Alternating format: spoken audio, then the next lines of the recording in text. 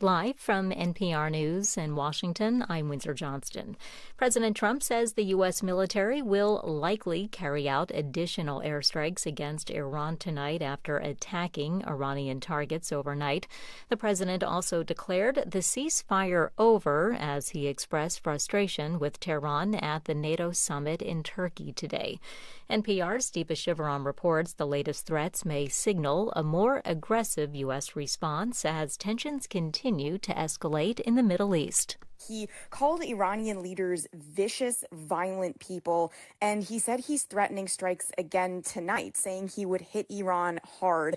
He's also floated the possibility of resuming the blockade in the Strait of Hormuz for Iranian ships. He said that in terms of these strikes that might come tonight, that he would give Iran a little warning. He's going to, quote, hit them hard, and he said, quote, we'll see how it all works out. That's NPR's Deepa Shivaram reporting. Maine Democratic Senate candidate Graham Plattner is facing growing pressure to drop out of the race after a rape allegation added to a growing number of abuse accusations against him. Democrats in Maine are preparing a process to replace him if he withdraws. Devin Murphy-Anderson is the executive director of the state's Democratic Party. We have repeatedly reiterated to Graham Plattner's team that they have no role in determining our next Democratic nominee for the U.S. Senate, nor in determining what this process looks like. We have also reiterated that Graham Plattner must drop out of this race so that Democrats in Maine can focus on defeating Susan Collins this November. Plattner has denied the latest allegations as well as earlier claims of abusive behavior. The candidate says he's taking time to consider his next steps. A federal judge has rejected the Justice Department's attempt to gain access to the personal information of Fulton County, Georgia's 2020 election workers. It's a setback for President Trump's investigation into Georgia and his unproven claims that voter fraud there cost him the presidency. Melissa Fato from member station WABE in Atlanta reports. Fulton County officials argued a DOJ subpoena requesting the names and information of every county employee and poll volunteer was meant to harass and intimidate them. They asked a federal judge to intervene. In his decision, U.S. District Judge William Ray called the subpoena highly burdensome and unreasonable. He also noted the statute of limitations has long since passed, so the feds couldn't use the information to charge anyone with a crime. Ray scolded the DOJ for trying to use grand jury powers to gain private information without a legitimate purpose. For NPR News, I'm Melissa Fato in Atlanta. On Wall Street, the Dow was down 769 points. This is NPR. Good morning. With the latest from the GBH Newsroom, I'm Henry Santoro. More than 4,000 registered nurses at Brigham and Women's Hospital are on a one-day strike this morning following months of unsuccessful collective bargaining efforts. The nurses are at odds with the hospital over cost of living increases, affordable health insurance, limits on use of temporary travel nurses, and protections around patient care. Tarsha Edmonds-Jehu is one of the nurses on the picket line this morning. We are striking to increase support for the nurses in areas of retention of nurses, trying to decrease travel nurses, trying to stop the union busting tactics that the Brigham has been employing, trying to bring back services that support the patients. While the strike is only for one day, the nurses involved will be locked out of the hospital for an additional 4 days, and that's because the hospital contractually obligated to provide the temporary replacement nurses with 5 days of work. Today marks the largest nursing strike in Massachusetts history. A new state law expands the eligibility for Worcester police recruits from age 32 up to 39 as the city looks to reverse a huge drop in potential candidates. The Worcester Guardian reports that Massachusetts Governor Maura Healey signed legislation that raises the age after the Worcester City Council gave it a 2 thumbs up. The change comes as Worcester has seen its pool of potential police recruits shrink from 1,200 and 1,500 candidates a year to roughly 200 to 250 more recently. This is GBH News. Support for NPR comes from NPR stations. Other contributors include the Wallace Foundation, an independent, nonpartisan research foundation collaborating with grantees and partners in the arts, school leadership, and youth development. More at wallacefoundation.org. This is NPR.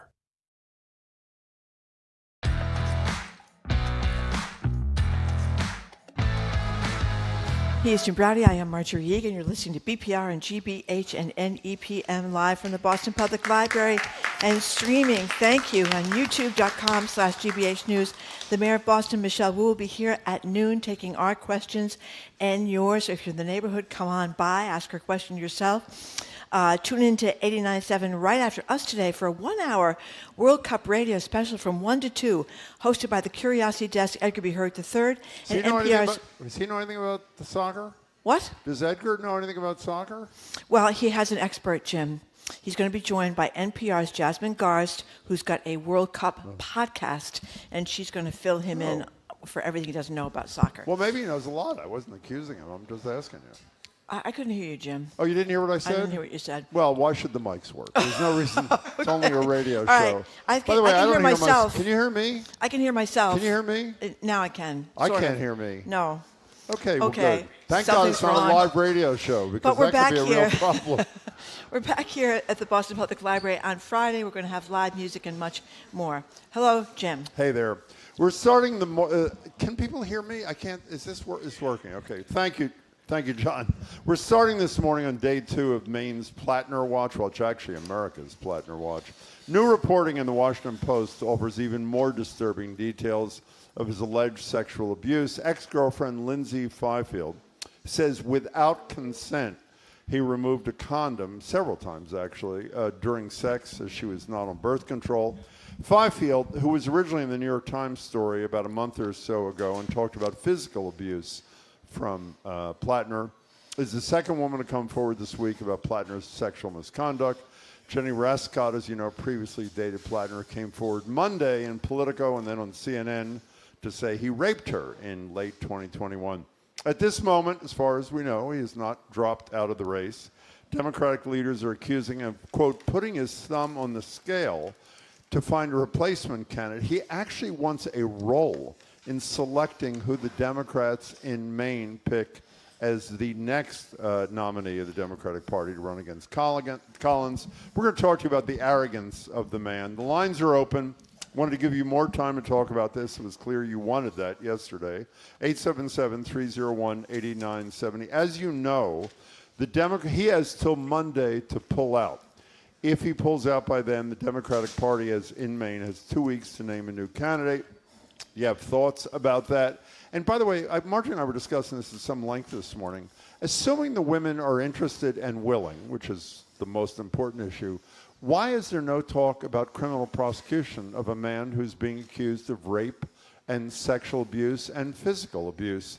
I mean, the only consequence that I'm aware of that he's suffering from these allegations is he may have to give up an effort to be a United States senator, which I would argue is not much of a penalty in light of the behavior he's accused of. 877-301-8970. So updated thoughts on the Plattner situation. What do you think about the fact that he, according to the Maine Democratic Party, his people repeatedly have reached out to say, we want to have input in terms of who the next candidate is? Yeah, I think that does show he's still kind of lost in la-la land. I think he doesn't realize he's done. He's just done, and I think he just can't accept it. I think he should be a little bit more gracious and do this quickly, because they only have a few more days to get this organized and put a new name on the ballot. You saw one of the contenders for the nomination, and I saw 2 of them last night on CNN. They're not Plattner. Let's put it. They don't have. No, I don't mean that came out wrong. That I don't mean in terms of it. They don't have his charm and charisma and well, you can't hear me? It's not usual. Marjorie, they don't have his. They don't have. I mean, they don't have his style and charisma. Right.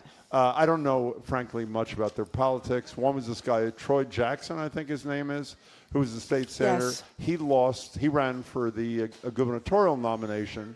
And another woman who ran for the gubernatorial nomination, whose name I don't remember, who was the Secretary of State of Maine, was interviewed on CNN last night, too. Never mind. I'm okay. This sounds okay now. Okay, great. That's good to hear. Okay. 877-301-8970. What are your updated thoughts on the latest information about Graham Plattner? You know what is some discourse for me? Why are you not? No, before you get to that, what? you when we were discussing the prosecution issue, if he wasn't somebody who, frankly, we were hoping would unseat Collins, so the Supreme Court again would not be in the hands of Donald Trump for the next 40 years of our lives. If he were any other person and had been accused of what these two women and others are accusing him of, wouldn't you argue the prosecutor should reach out to the women and see if they're interested in pursuing this? Well, I mean, they could certainly reach out to the women and see if they're interested. But as Jenny Rassicot said herself, the reason she didn't come forward more explicitly in the first place and talked about what happened in the New York Times story is because she didn't want to be known as a rape victim or as a rape survivor, as I've to say instead, and many people like to say instead. And I think, as we've seen down through history, even now, it is really difficult to get anywhere with a rape case. Women almost, I shouldn't say almost never, there are far more rapes that go on in the United States of America than are ever reported because it's grueling. It takes a tremendous amount of courage to go through with this. And I think a lot of people want to just go on with their lives. I agree, but shouldn't they at least they spoke on national television. Should they at least, prosecutors, not reach out and see if they're interested in pursuing? There's nothing wrong with the prosecutor reaching out and saying, are you interested in pursuing it? But if she's not interested in pursuing it, that's the end of the story. You know what's also incredible to me, and I know this is going to sound incredibly naive, and then we'll get to your calls. When you are caught and finished like he is, the fact that one is unable to go in front of a camera today, not on video, by the way, which is the coward's way out, in my opinion. And that's not just Plattner. That's all these pals who do a video and put it out on Twitter or something. And just look at a camera and apologize, which doesn't undo what he did, but is at least a step in the direction of some level of rehabilitation for him and may mean something to the women involved. It's incredible. He's busy worrying about who the next nominee is instead of the women who he has abused. Well, he's also said they're all not telling the truth, that there was nothing that went on that wasn't consensual. And, I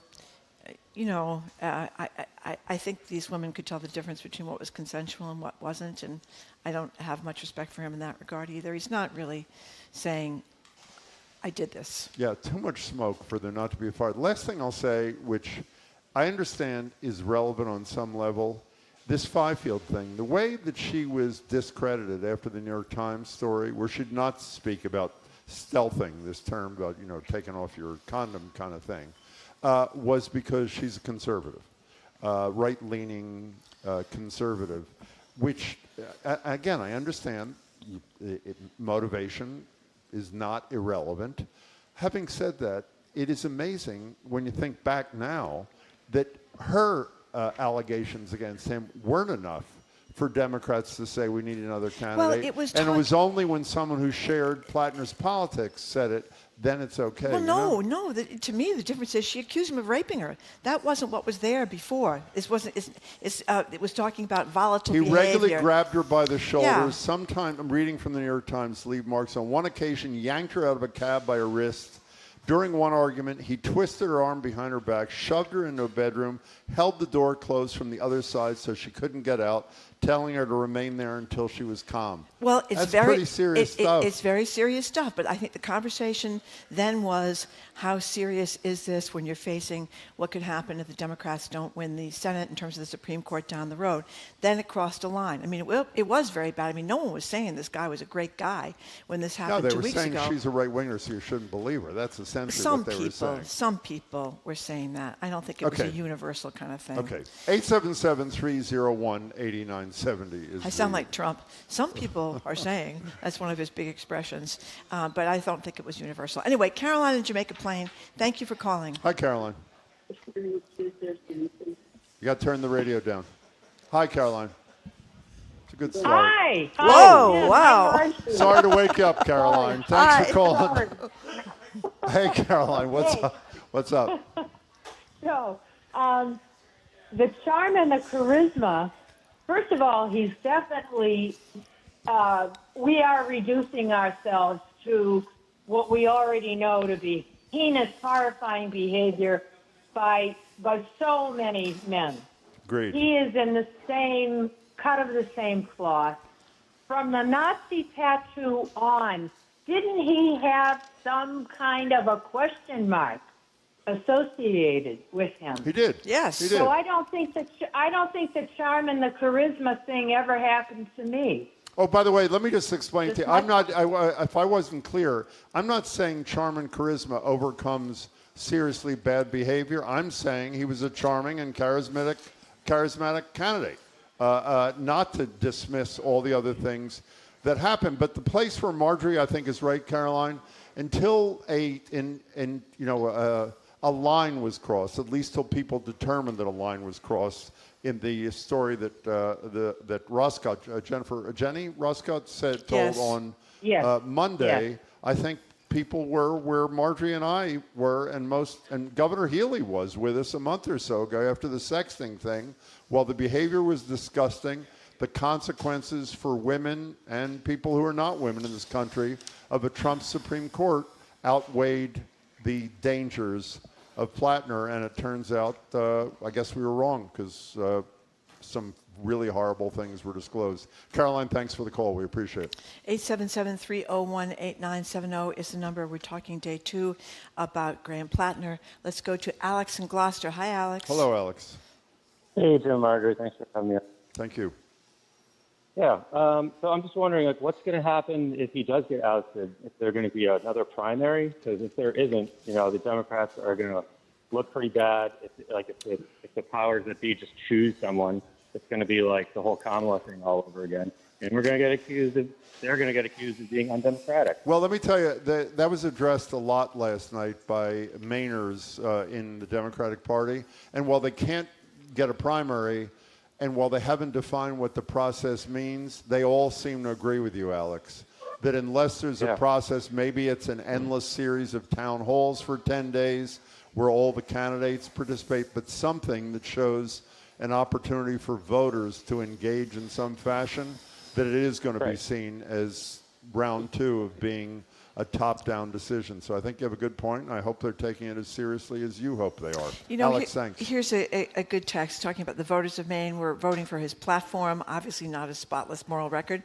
And should they be given a candidate that reflects the platform they voted for, which is a much more progressive platform and a much more aggressive platform than Janet Mills, who was a popular governor who got swamped by him in the primary. But that's for the Maine Democratic Party to decide, not for Plattner to decide. No, it is definitely not for Plattner to decide. I agree. Somebody who shares comes close to sharing his politics is what the voters of Maine wanted, and that's what they should get. I just don't know enough about the candidates to know who embraces what much of what Plattner had to say. Matt in Rhode Island, thank you for calling. Hi, Matt. Hi, second time getting on your show, Thank you. I just want to remind people that really support the Democratic Party, we stand behind the law, rules and order, following the Constitution, and even though we want to win in November, and I understand there's a lot at stake, we can't abandon our basic principles because putting someone like that, I don't know that he's guilty. That's got to play out, but I just feel that's not the candidate we need to back. We have to go back to our roots, which is following law and order and the rules. And that is not a candidate that anyone should just say, well, we have to win. It's more than winning. There's more at stake than just winning or losing. We kind of have to get back to, finding a balance between these two parties or we're never going to get anywhere. And I'm not a supporter of Trump under any circumstance. Understood. It seems he's lost virtually all Democratic elite support, Democratic rank and file support, maybe other than Stephen King. Do you know anybody of... No, I go back to my national emergency situation, Matt. This isn't just any time in the United States. We are like hanging by a thread in so many different ways. And I am really concerned about Democrats not holding the Senate and what Trump could do in his second term. I mean, look what's already happened. So Marjorie, if it turns out you had time to do, this is sort of what I asked you yesterday. Matt, thanks for the call. If you had time to assess Troy Jackson, the Secretary of State, and whoever else is thinking of running, and you decided that today that they're all inadequate candidates, but that Plattner could still beat Susan Collins, and they could. No, you can't vote for Plattner. You can't do it. So that's not even a question anymore. The issue is, can they find the person who's most likely to turn that seat Democratic. You know, somebody texted us a couple of weeks ago and said they vote for a doorknob rather than Susan Collins. Maybe that should be the new theme. Well, doorknob didn't rape anybody either. No, but any of these people is better than a doorknob. So if you can vote for a doorknob, you can vote for any one of these people. You're going to do the right thing for the if you do not like what President Trump has done and what he could do and what his Supreme Court could do, which could get much worse in a second term, then vote for the doorknob or anybody that's slightly better than a doorknob. The number is 877-301-8970. We're continuing our discussion of Plattner as the clock ticks down to Monday's deadline for him to pull out. I just want to underscore one other thing. One of the first callers talked about the prevalence of sexual violence, and I just wanted to double check the numbers. At 44%, this is according to the CDC, 44%, almost half of women in the United States have experienced some kind of sexual violence. 1 in 3 women have experienced some kind of rape or attempted rape, and 80 to 82% of these cases never get reported to the cops. So it just underscores how prevalent sexual violence is and how loath women are to go forward with these cases. I mean, look, we all remember Blasey. What was her first name? Christine Blasey Ford. Oh, with the Kavanaugh hearings, and she had to move totally credible. She had to move out of her house. I mean, she was attacked from all sides. Her children were attacked. Her family was attacked. It's really hard to prevail in these cases. Yeah, and even though we say it every time we discuss this, it bears repeating. A civil jury in New York City found the President of the United States to engage in behavior which under our law would be considered rape of E. Jean Carroll. Which just goes to show how completely believable and credible her evidence and her testimony was versus Donald Trump. Right, that was a jury, by the way. It was a jury. It was a jury that determined that. Jennifer in Chelsea, thank you for calling. Hi, Jennifer. Hi, thanks, Marjorie. Hi, Jim. Hi, both of you. Hey. So I'm just continually appalled, disgusted, and just so disheartened that we have to keep choosing between, such people of low morality and low standards. Why are we confronted with this constantly? And it's becoming the norm. And why? I don't understand. Well, I think you have to ask why half of America, more than half of America, including white women, voted for Donald Trump twice. Why did white women vote for a guy who'd been accused by more than 20 white women, of sexual assault?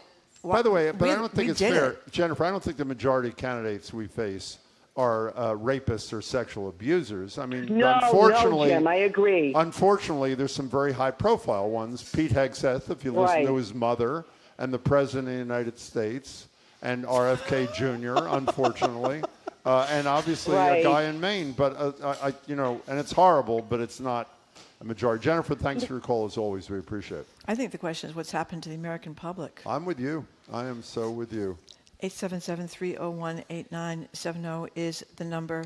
Majority of white women voted for Trump, right? Yes. White women voted for Trump, yeah. Black women are never fooled. No, it's true. No, it's really true. It's really amazing. A lot of black men. 93%? A lot of black men went for him this time, and a lot of Latino men and women went for him this time. That has changed, obviously, but yeah. Because they don't. I ask you this all the time. Because they don't care, about the issue, or because they don't believe it because Fox News tells them it's untrue. I don't know, but it's pretty discouraging. Either way. Colin from Warwick, Rhode Island. Thank you for calling. Hey. Hi, Colin. Yeah, hey, thanks for taking the call. Of course. Hi, how you doing? Good. I was one of the things I was going to say was something that you mentioned, which is the importance of emphasizing that it looks like Democrats are seeing someone accused of a serious crime and therefore think he should not be in office compared to the sitting president who did that crime and reelected. And I do think that is something that the media right now narrative is Democrats in disarray and the fight between progressives and centrists, when really pretty much everybody agrees that this accusation completely disqualifies him as a potential candidate. And the only real debate is there someone who can electrify the main public in the way that he did and be a credible competitor to Collins? And I think the answer is people are really unhappy and desperate, and that's why they keep voting for incredibly flawed candidates. So we need to find a candidate who can speak to the unhappiness and desperation of the American electorate. Well put. Let's hope that person exists in Maine. We'll find out. Colin, thank you much for your call. Here's an interesting one from Caitlin from Clinton. Plattner was pleasing to men. That was his charisma. Men like this type of man. Men really don't like your typical liberal man. That'd be you, Jim. I don't want to defend yourself. Oh, that men don't like. No, I don't want to defend myself. I don't find I need. I'm happy with the. Oh, you're happy? No, I'm happy with the rejection that I face everywhere I turn. Actually. No, I'm serious. As you know, it provides me with a weird sense of satisfaction. That's right. Actually. It does, yeah. I know it's perverse. Dan and Newton, you have 60 thank you for seconds. calling. Thanks for calling. Hi. Oh, hi. Yeah, I just wanted to reiterate that Plattner should step out. He should get out of the race.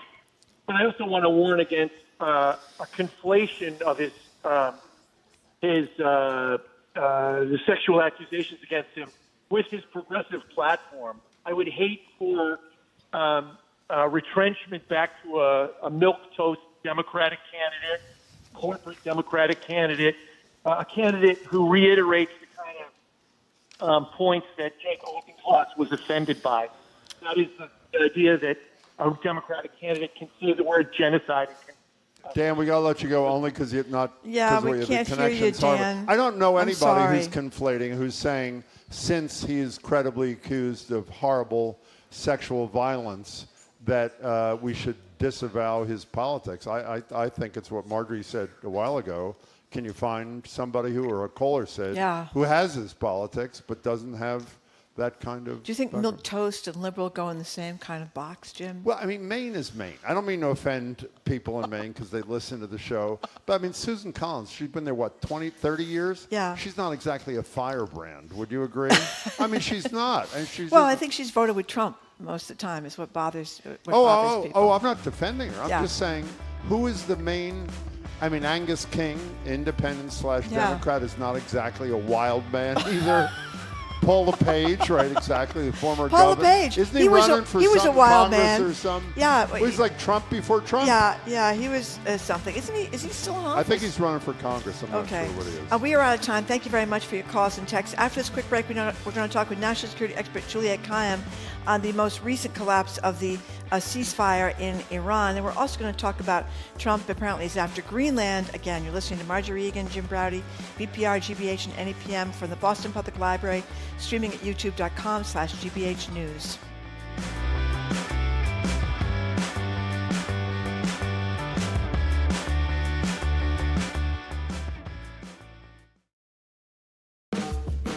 If it matters in Massachusetts, it's on In Common. This weekend in Northampton, a little bit off the beaten path, on the outskirts of Salem, from across Massachusetts and around New England. With reporting from 3 newsrooms across the Commonwealth, you'll get a statewide perspective you won't find anywhere else. What's happening, why it matters, and how it connects us, from the Berkshires to the Bay. Listen to In Common, Saturdays at 2 on GBH 89.7. Our programs are made possible thanks to you. And Discovery Museum in Acton, hosting its annual Nature Play Festival on Friday, July 10th, offering immersive nature-based activities outdoors and inside from 10 to 4. Open to all. Learn more at discoveryacton.org. And the Massachusetts Educational Financing Authority, committed to simplifying college planning for families over 45 years with trusted guidance, interactive tools, step-by-step videos, and more. MEFA.org.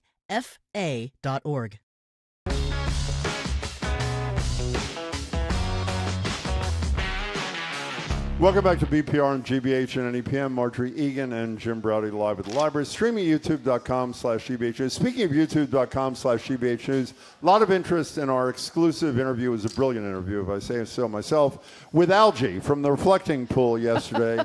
That is now up on YouTube at youtube.com/GBH News. And thanks to our good buddy Ryan Landry for brilliant Algie portrayal. Brilliant. Yeah, Mayor he was Wu great. will be with us in about 30 minutes for an hour. And if you stay tuned to the station right after us today at 1 o'clock. There's a special 1-hour World Cup radio thing hosted by Edgar B. Herwick III. I was not intimating he doesn't know anything about soccer. I just didn't know if he did. And NPR's Jasmine Garsd, who knows a lot about soccer. And we're back at the library on Friday with live music and more. Joined now live on Zoom by Juliette Kayyem. Juliette's former Assistant Secretary for Homeland Security under President Obama, Faculty Chair of the Homeland Security Program at Harvard's Kennedy School of Government, and CNN's Senior National Security Analyst. Her new Substack is called Early Warning with Juliette Kayyem, Early Warning with Juliette.substack.com. And unlike the Soup newsletter in the Boston Globe, if you sign up, you actually get it. Juliette, it's good to see you. Welcome. Yeah, thank you, Juliette. Great to see you both. So I sorry not to be there. I'll be there next week. Okay, thank you. Let's start with the president saying the ceasefire is over. Here's a little clip from him at the NATO summit talking about Iran. Is the ceasefire done? Is the MOU dead? It's a very interesting question. To me, I think it's over. I don't want to deal with them anymore. They're scum. You know what scum is? They're scum. They're sick people. They're led by sick people. You know, I can't even listen to this. We get the gist of it. The ceasefire's over. They're scum. Enough of him for now. Okay. Okay, so tell us what this means for us, for Iran. Juliette, what do we think? Yeah, how's the? Well, let's just put this in context. This is at the NATO summit. NATO summit should be focusing on Ukraine. That is what the goal was in terms of how NATO, what NATO was going to do to support it, and then also to support the war, and also, how much more we could commit to. The United States would commit to it. So it's been hijacked by Trump. He is doing ad hominem attacks against various leaders, as we're seeing. He's focused on Greenland again, and I think part of that is because Iran has gone so poorly. It's going to be Greenland and Cuba, and then now this, right, which is most of the NATO countries did not support us in this effort in this war in Iran. They didn't understand it. They wouldn't assist us in our mission. They didn't know what the exit strategy was, and they were impacted by it because of what Iran did in response. Gas prices are up, and the president has no strategy. As Jim said, it was embarrassing to watch. It's embarrassing at this stage for this country, and it's an embarrassing thing to watch him not understand war, and then to not understand what's going on. You know, Juliette, I'm embarrassed to say I don't think I knew about this January meeting of, I was going to say our allies, our former allies, essentially meeting without Trump to discuss a European strategy without the United States as a partner. What happened, and what is happening out of that? I mean, and some of that is we've already started to hear it, in the Canadian Prime Minister's much heralded, discussion of what it means to be a middle power. You're sort of in between China and the U.S. And the argument that the Europeans are also agreeing with, or also beginning to align with, is there's no benefit to solely viewing the United States as our partner. Because we're unreliable, because markets are growing elsewhere. That's and in particular with China. And so you're seeing this realignment. So the question for the European leaders is, how do they do this realignment with Trump as president? And so the article that the Wall Street Journal did, which was quite amazing, is essentially the leaders of some of the, of as I say, real nations, in the sense like Trump never views any other country as being relevant, with their own constituencies, and Democratic leaders who have to listen and abide by hopefully what their populations want, essentially figuring out ways to placate Trump's personality. And that includes the kinds of tweets they send out, what kind of compliments they give him, how to stay under his radar. Like, this is, it's like, so like, there's no discussion of a United States interest. It's all about how do we maneuver around this personality, because he has no ideology. There's no ideology.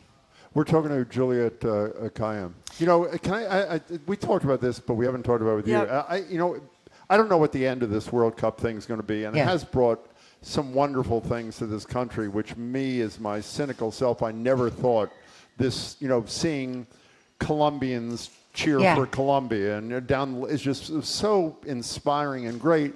But it seems to me, unless Messi does what he did yesterday against Egypt, which is unbelievable, or Mbappe or whatever, unless there's some amazing thing in the actual championship, it's going to be remembered as the Trump games and the Trump Cup. And it really is, I really mean this. I don't mean to make it bigger. It really is like a microcosm of what you were just talking about and what in terms of our relationship with the world, right? And what you wrote about. I mean, that's what I wrote. I know it's funny starting a Substack in the middle of the World Cup when you actually are I'm doing safety advising for it.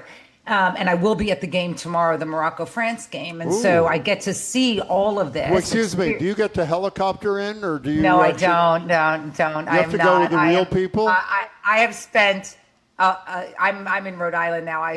Figuring out how to get there in my quick exit, but it's going to be really, really fun. I've gone to a few, and there, I'm like you. I can't help watch this and think, what if Boston had stayed in the Olympics game, and you just sort of wonder, do we have it in us? I sort of feel.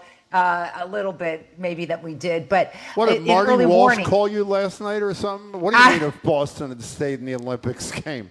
Would have been an unmitigated disaster. Next.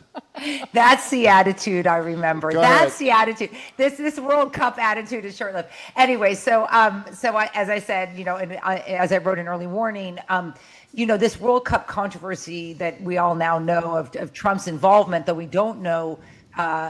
His influence, and we can all surmise based on our priors what we think happened, does raise the broader question, which is once people believe that the process can be influenced, as we do under Trump with his corruption, can any outcome, sort of still command confidence, even if it was the right outcome? And the answer is no. I mean, the answer is no. That once Trump got involved, the only outcome that could have been just in a way is if they benched, as if the U.S. team pretended like the red card was still in play. They benched him, they played, and we won. That would have been the only scenario once Trump got involved. Every other raises too many questions. Was Trump's involvement, did it get the Belgians really exercised, in a way that energized them? They played awesome. Did the United States get distracted by this? And that's the problem with Trump, is that the oxygen goes to him, and because he demands it, and everything else suffers, as we saw. So if people don't know about this, the Belgians had a fun time. But if people don't know about this, the Trump overturned this. Well, describe it for the few people that don't know. Yeah, the Trump overturned this and the dance. Yeah. Well, describe the dance. People don't know what you're talking about. Some don't. Well, you know how Trump does this thing when he's pushing YMCA, his arms going back and forth. The Belgian team, after one of the goals, I guess they started to do it at the goals, and then they shouted, "Mr. Trump overturned this." They did it again in the locker room. There's all these pictures of the Belgian team dancing and mocking the president. I'm sure he'd love that. Yeah. No, look, we should, as I've been saying, Americans are outperforming America right now, in the sense like people do love being here. I think the World Cup will be viewed as successful. We can talk about, sort of how it unfolds in the week and a half ahead. But it is, they make fun of him now. He's not scary. And I don't know why more Americans don't remember that. But look at what happened with Egypt after the Argentina match yesterday, right? So that was an incredible match. Their coach is now saying the result of it is an injustice, and questioning whether FIFA doesn't, want Argentina and Messi to advance. People who weren't watching, they depend on who you talk to, but there was a goal by Egypt that was taken away by the refs for something that happened sort of on the other side of the field. So reasonable people can disagree on that. Whether what Egypt is saying now is right or wrong about what happened, is almost beside the point now. The point is, once people believe an institution like the presidency can be influenced, every close call becomes sort of evidence of that bias, and I think that's the world we live in now. Can we move on? Because I don't want to miss this last thing that we wanted to talk about. And you mentioned there was an ICE killing, which we sadly won't get to in Houston. They're having a press conference today, so we'll find out more about it. But you mentioned to our colleagues before the show that one of the things you want to talk about. I'm so glad you brought it up because we haven't given it enough time either, Marjorie and I. There's this photograph that I hope people have seen. There it is right there. The woman in the middle is Bernita Bolding, Bowlding,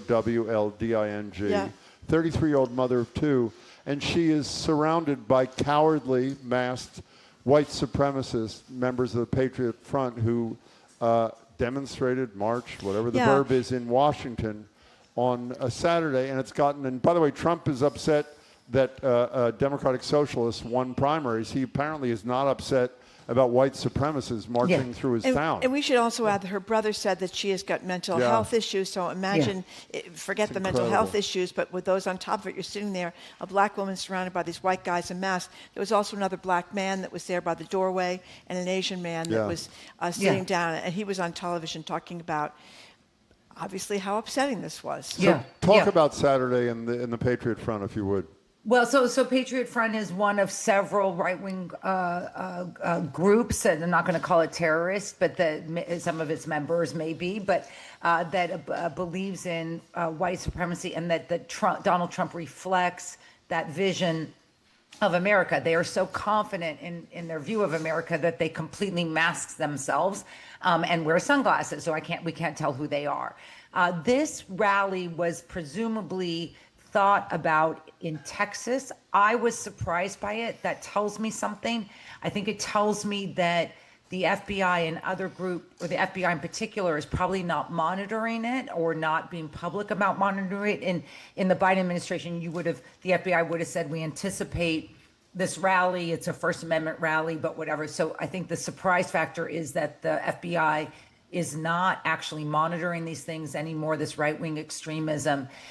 It wasn't big, so people shouldn't think that they're wildly popular. There's a different storyline that that I think a good reporter should be looking at, is to what extent how many of these men are GOP Hill staffers. Because there's growing evidence, and I'll leave the specifics to. I'll just say that there is reporting about support of these organizations, and that's where they got the numbers from, support by these organizations of the very right-wing Hill staffers for the very right-wing congressmen. And so you can see some intel on that. So it's what's interesting. I'll end with this because I know our time is running out, but it's like, as Trump's presidency exposes his sort of lack of focus, his lack of mental capacity. And I didn't get a chance to say that at the NATO summit, he kept saying the supreme leaders of Japan. He forgot which country he was talking about. We need to be very the Islamic Republic of Japan, he called it. Yeah, and we need to not blow this off. We now need to talk specifically. Our president does not know what country we are at war with and makes up countries. That's what people who don't have their mental capacity have. Anyway, on the right wing front, Donald Trump's world is becoming narrower. His support's becoming narrower. His team is becoming narrower, as we see. And I think his mental capacity is becoming more limited. As that happens, what is he doing? He is focusing on DC. That is his legacy. All this other stuff, there's going to be a whole bunch of legacies for Donald Trump. But all he does is he looks out his window and he's like an old man and says, I want that golf course there. I don't like the water here. His world now is DC. And that's it. And I think that this rally is a sign of it. His art, his imprint is that city. And if you go, I don't know when the last time you went there, there are banners of him, whatever. it's like this big, right? Yeah. And I just think you're seeing the winnowing of, I mean, you guys, people that other guests you have can talk about the politics of it. But from my perspective, it is this, what you saw with the rally, the speech he gave on July 4th, the white supremacist is really a DC story now. And I think part of that is because he doesn't have the capacity to understand what's outside of his little He may not have the capacity. He still has the power of the presidency for 2.5 years. Right. Yeah. Juliette Thank Kayyem, you, Juliette. thanks for your Few time. months. See you soon. Juliette is Bye. former Assistant Secretary of Homeland Security under President Barack Obama, the faculty chair of the Homeland Security Program at Harvard's Kennedy School of Government, senior CNN national security analyst, and her new Substack, Early Warning with Juliette Kayyem. Early Warning with Juliette.substack.com. Thanks, Juliette. Coming up on this quick break, the millennial running to unseat a boomer in Boston. Patrick Roath joins us. Joins us to discuss his campaign against Representative Steve Lynch, who lives in South Boston. I'm Marjorie Egan. He's Jim Browdy. We'll be right back.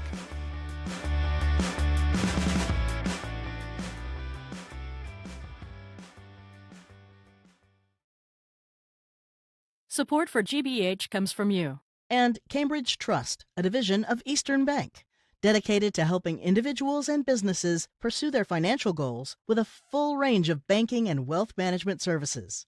Learn more at cambridgetrust.com. And Burton's Grill and Bar, featuring a scratch kitchen where each dish is customizable for those with food allergies or restrictions. A gluten-free menu is also available. Details on their allergy protocols at burtonsgrill.com. Roaring fans, the Tartan Army, a Cape Verde Cinderella story.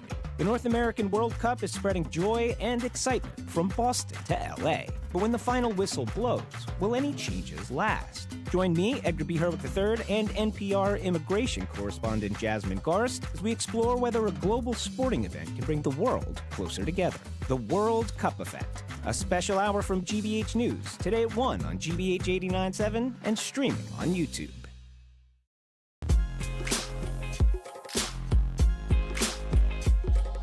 Welcome back to BPR, GBH, and NEPM. Marjorie Egan, Jim Browdy. We're live at the library, streaming youtube.com/GBH News. Mayor Wu is here in 20 minutes. She'll be here for an hour. Take your questions and calls. And if you tune in, well, you're already tuned in. If you stick around with the station today at 1, there'll be a 1-hour World Cup radio special from 1 to 2, hosted by Edgar, as in Edgar B. Herwick III from the Curiosity Desk, and NPR's Jasmine Garsd. And we're back Friday at the library for Live Music Friday and a whole bunch of other stuff. Joining us now is Patrick Roath. He's a 39-year-old lawyer at Ropes and Gray. He's running in the Democratic congressional primary for the Massachusetts 8th Congressional District. That's a seat currently occupied, I think, since 2001 by Stephen Lynch. And by the way, we reached out to Congressman Lynch. We're working on a date to have him join us later this month. In the meantime, Patrick Roath, great to meet you. Welcome to the show. Thanks Hi. so much. Thank you. Thanks, Thank you very great much to be here.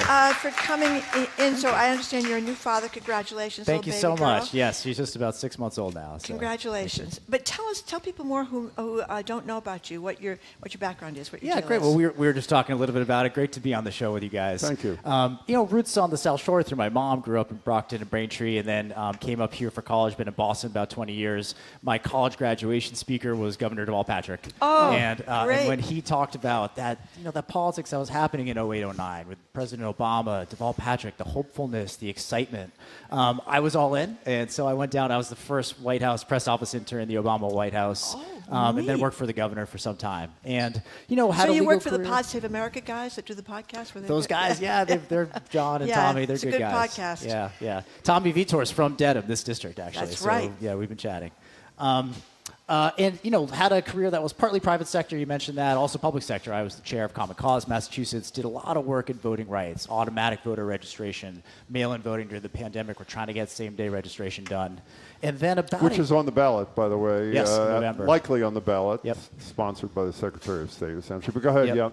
And then about a year or so ago, quit all that and jumped into this race. And, really, if you let me kind of explain why, some of the reasons why Marjorie was, I heard you talk about earlier, right? I mean, this country's hanging from a thread, as you put it. It is a really scary time. And we need leadership in the Democratic Party that gets that reflects that is punching above its weight in every single one of these districts with bold, clear, energetic policies, not just about fighting Trump, although of course we need that, but also talking about, the vision that we're for, what kind of world my daughter's going to grow up in, and healthcare, childcare costs, all of that. It's so important that we have people who are ready to fight, who are ready to act in D.C. We can talk about it, but I don't think we've got that in the 8th Congressional District right now, and I'm trying to offer something that's different. Well, let's take it piece by piece. You said it's not just about opposing Trump, but you have said, and you're not alone, that the Democrats in general who were incumbents don't have a tough enough approach to Trump. You've said similar things about the guy you want to replace, Steve Lynch. What does that mean? What would a tougher approach look like, and what is it that Lynch has not said that he should have said to reach that plateau? It's not just what you say. It's how you vote. It's how you show up and whether you show up, right? I mean, just grounded in this district, right? We have a member of Congress who's been there for 25 years, hasn't had an in-person town hall in his district since 2019. He's the last Democrat left in all of Washington who voted against the Affordable Care Act, right? So part of it is just not voting with the other side. It's actually standing up and fighting for the things that matter. He's the only member of our Massachusetts delegation who voted for the Lake and Riley Act, right? The immigration Can you explain bill. what that is? We talked about that, but people may not know. The first bill that President Trump signed in his second term, a Republican messaging bill on immigration that strips rights from immigrants when they come into this country and when they're accused of a crime, right? Not convicted, accused. Congressman Lynch voted for that very naively. I know you guys have talked to him about it on the show. I think that was a profound mistake.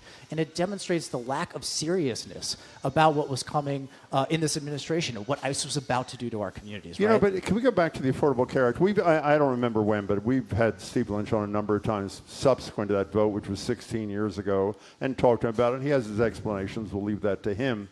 But in the 16 years since, I was just looking last night, he's done a lot of things on health care that I think you'd probably support.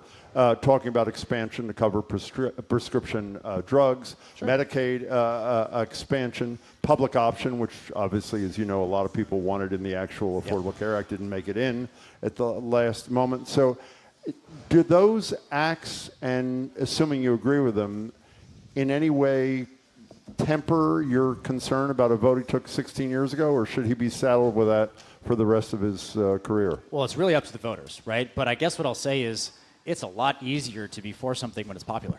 Mm-hmm. It's become a lot more popular because people see that the Affordable Care Act is getting them affordable health care. It's keeping kids on the plan. It is the reason why our community hospitals have Medicaid and Medicare funding that they do right now. That's totally on the chopping block because of the Republicans, right? If everyone had voted like Congressman Lynch had voted, where would we be right now, right? And so that's the test. And it's also thinking about the future, how we're going to get to universal health care, how we're going to push towards that. How are we going to get to universal health care? I mean, look, there's some short-term things that we can do to bring down costs, to get private equity out of the safety net hospitals, right? I mean, there's some things the captured pharmacy benefit managers. It's a terrible system. In the long run, we've got to be pushing towards what all the other developed countries in the entire world have, right? Some basic level of affordable, government-provided healthcare that's available for everybody. Now, it could be Medicare for all, right? And I'm in, but it's a good start. It's a blueprint, but we can also be pragmatic in thinking about all the other ways to get to universal, serious healthcare, which my party's been fighting for decades, which I think we can really get to actually pretty soon if we tried.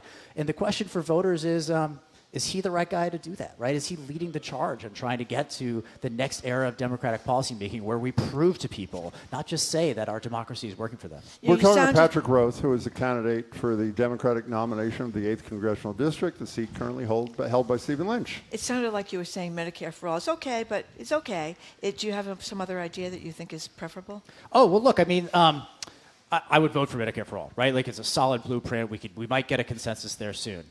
It's not perfect, right? I mean, there's all sorts of different plans. People act like it's got to be a public option or a Medicare for all. In fact, that's not the case, right? I mean, there's a whole world of different proposals. You could look to Europe, where there's a basic level provided, and then you can buy on top of that if you want some more, right? Yep. So there's Medicare for all who want it, right? Pete Buttigieg's plan from a while back, a bunch of different proposals. I'm just saying we don't need to close the door on all that stuff, right? So is there anything particular that you think Steve Lynch should have done that he hasn't done that has spurred you to take this campaign?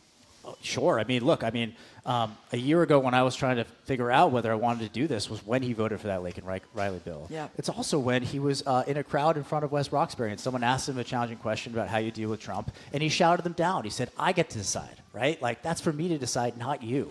And there's a sense of entitlement that comes from not doing any town hall since 2019. He's refused to show up to a candidate forum with me, right? He won't do a debate. And I think that gets to me. I think a lot of voters see that, and they're frustrated by it. To say nothing of some of the some more substantive disagreements on things like choice, reproductive rights. He's been there more than a couple of decades. One of the two of us supports term limits. Do you support term limits? You know, this is a good conversation because I didn't used to, but I do now. You do? I do. How long Jim should actually. How long should a member of the House be allowed to serve? Yeah. And why'd you flip? Yeah, well, part of it was this race, right? It's not in the Constitution. I get that. And I have some basic sense that, the natural check is the election. Voters should get to choose. But when you're doing what I am doing, when you are challenging an entrenched incumbent trying to go up against the status quo and the system, you see how entrenched the incumbent candidates are in the Congress from accountability in their district by miles of corporate PAC money, by the entire system that is set up to protect incumbents, right? And just like we have with the presidency, it would be healthy to have a forcing mechanism to overcome that, to overcome those serious obstacles and give people a choice and get the kind of blood flowing through the system. And I've been asking people for over a year now how long they think a good term limit is, because most people agree, actually. Where I'm at, maybe 6 terms in the House. That's 12 years. That's 2 Senate terms. I think that's enough to get your feet wet, to get some things done, and I would gladly hold myself to that. Please correct me if I'm wrong about the law, because the question is dependent upon that. For term limits to be part of the Constitution, Congress would have to act, right? They'd have to agree to term limit themselves. I'm right about that, right? You could amend the Constitution. You could do it through the state legislatures, or you could have a constitutional convention, right? There's a few ways. But to there has to be a congressional vote at some point in the process, is there not? I actually think if all of I have to remember in my article. Can we look this up since neither of us are sure while this is going? I'll hold this question for a couple of minutes. That could do it without the Congress. What else is on your? First of all, let's get back to the debate thing. My attitude, and I know I speak for Marjorie here, if you're an incumbent, and I have no idea if he's not willing to debate. I know none are set up yet. If you're not willing to debate, you shouldn't even run. I don't care who's running against you. You have an obligation to do that. As of the moment, there's not a debate. Why? Do you know what's going on? Is there something in the works? Are there negotiations about it? What's going on? No. We've had a couple candidates for him in the cycle. He just hasn't showed up. We have several more. What's that? To any of them? To any of them. Okay. Yeah. We have several more that are in the works. I know they're asking his office. I have no idea.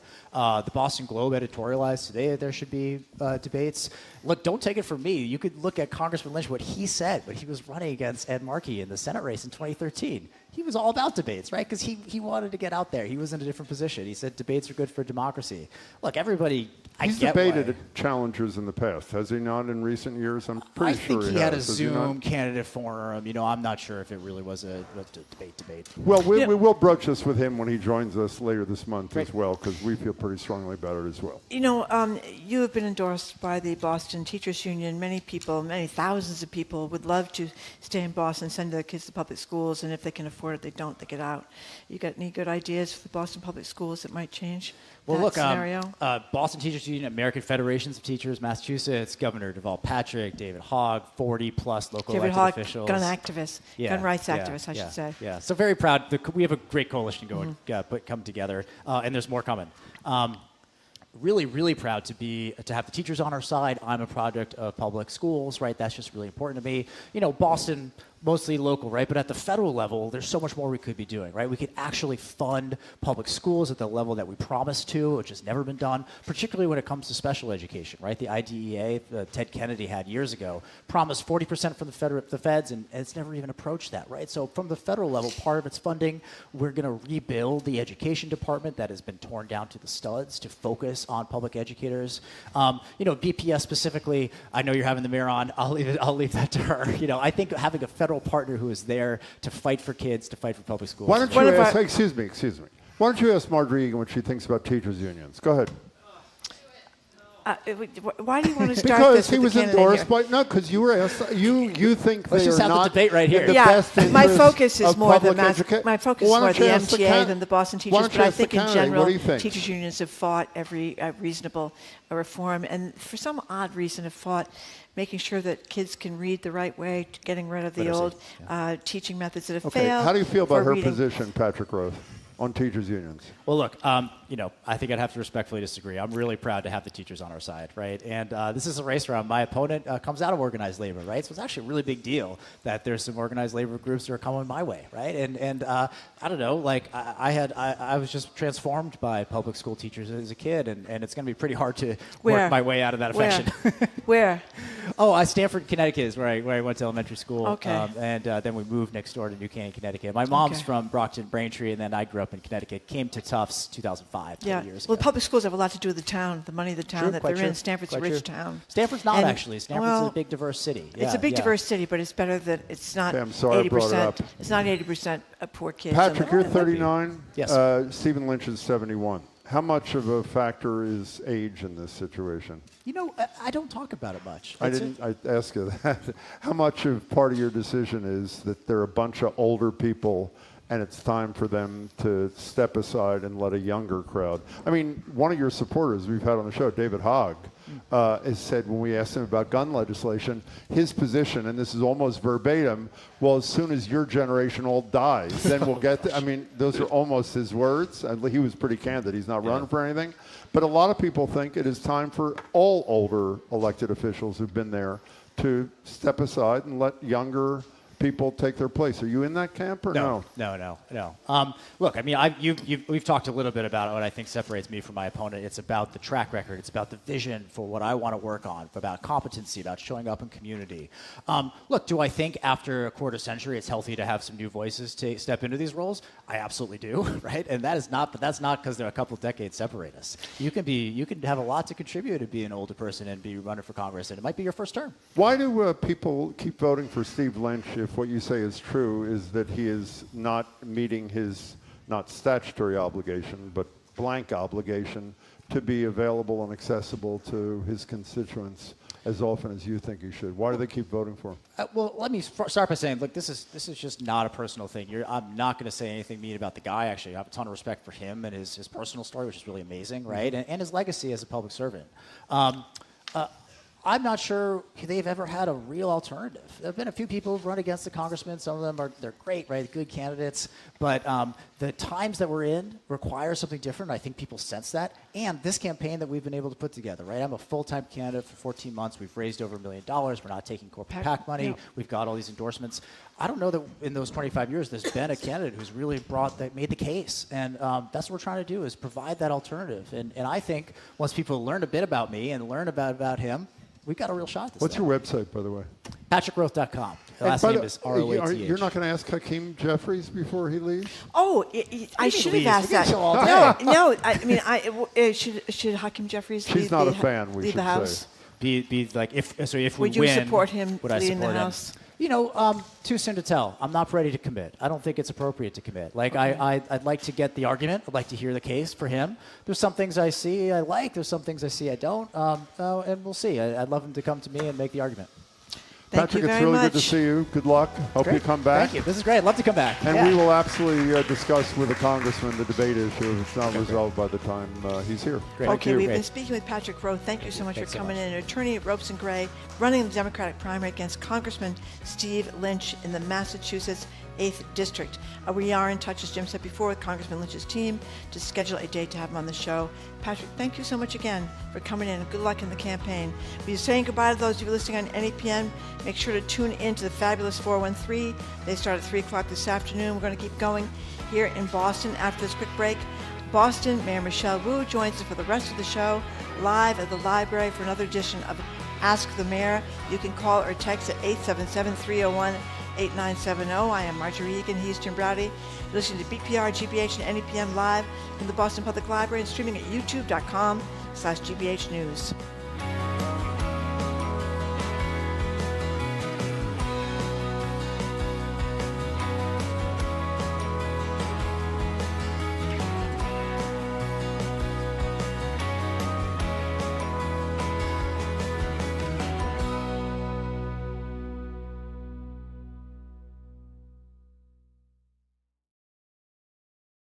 The news and reporting you hear on GBH is made possible by the listeners who trust the GBH newsroom to deliver fact-based news and information every day. Support the journalism you trust. Pitch in online at gbhnews.org.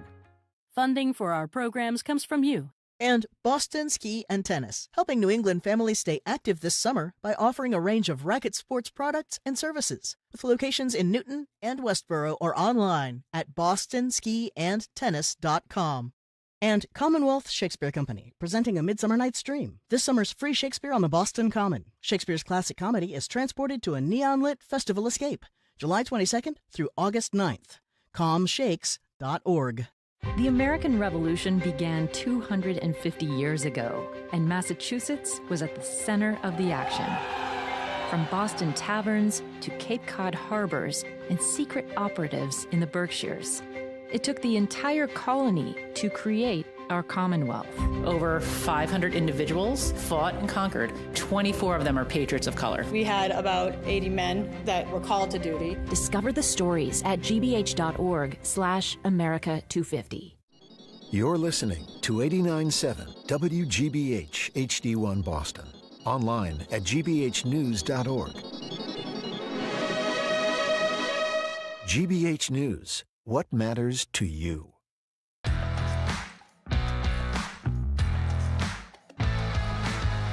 Welcome to hour number 2 of Boston Public Radio, 89.7 GBH. Jim Barley and Marjorie Egan. We are broadcasting live from the Boston Public Library, streaming at youtube.com/GBH News.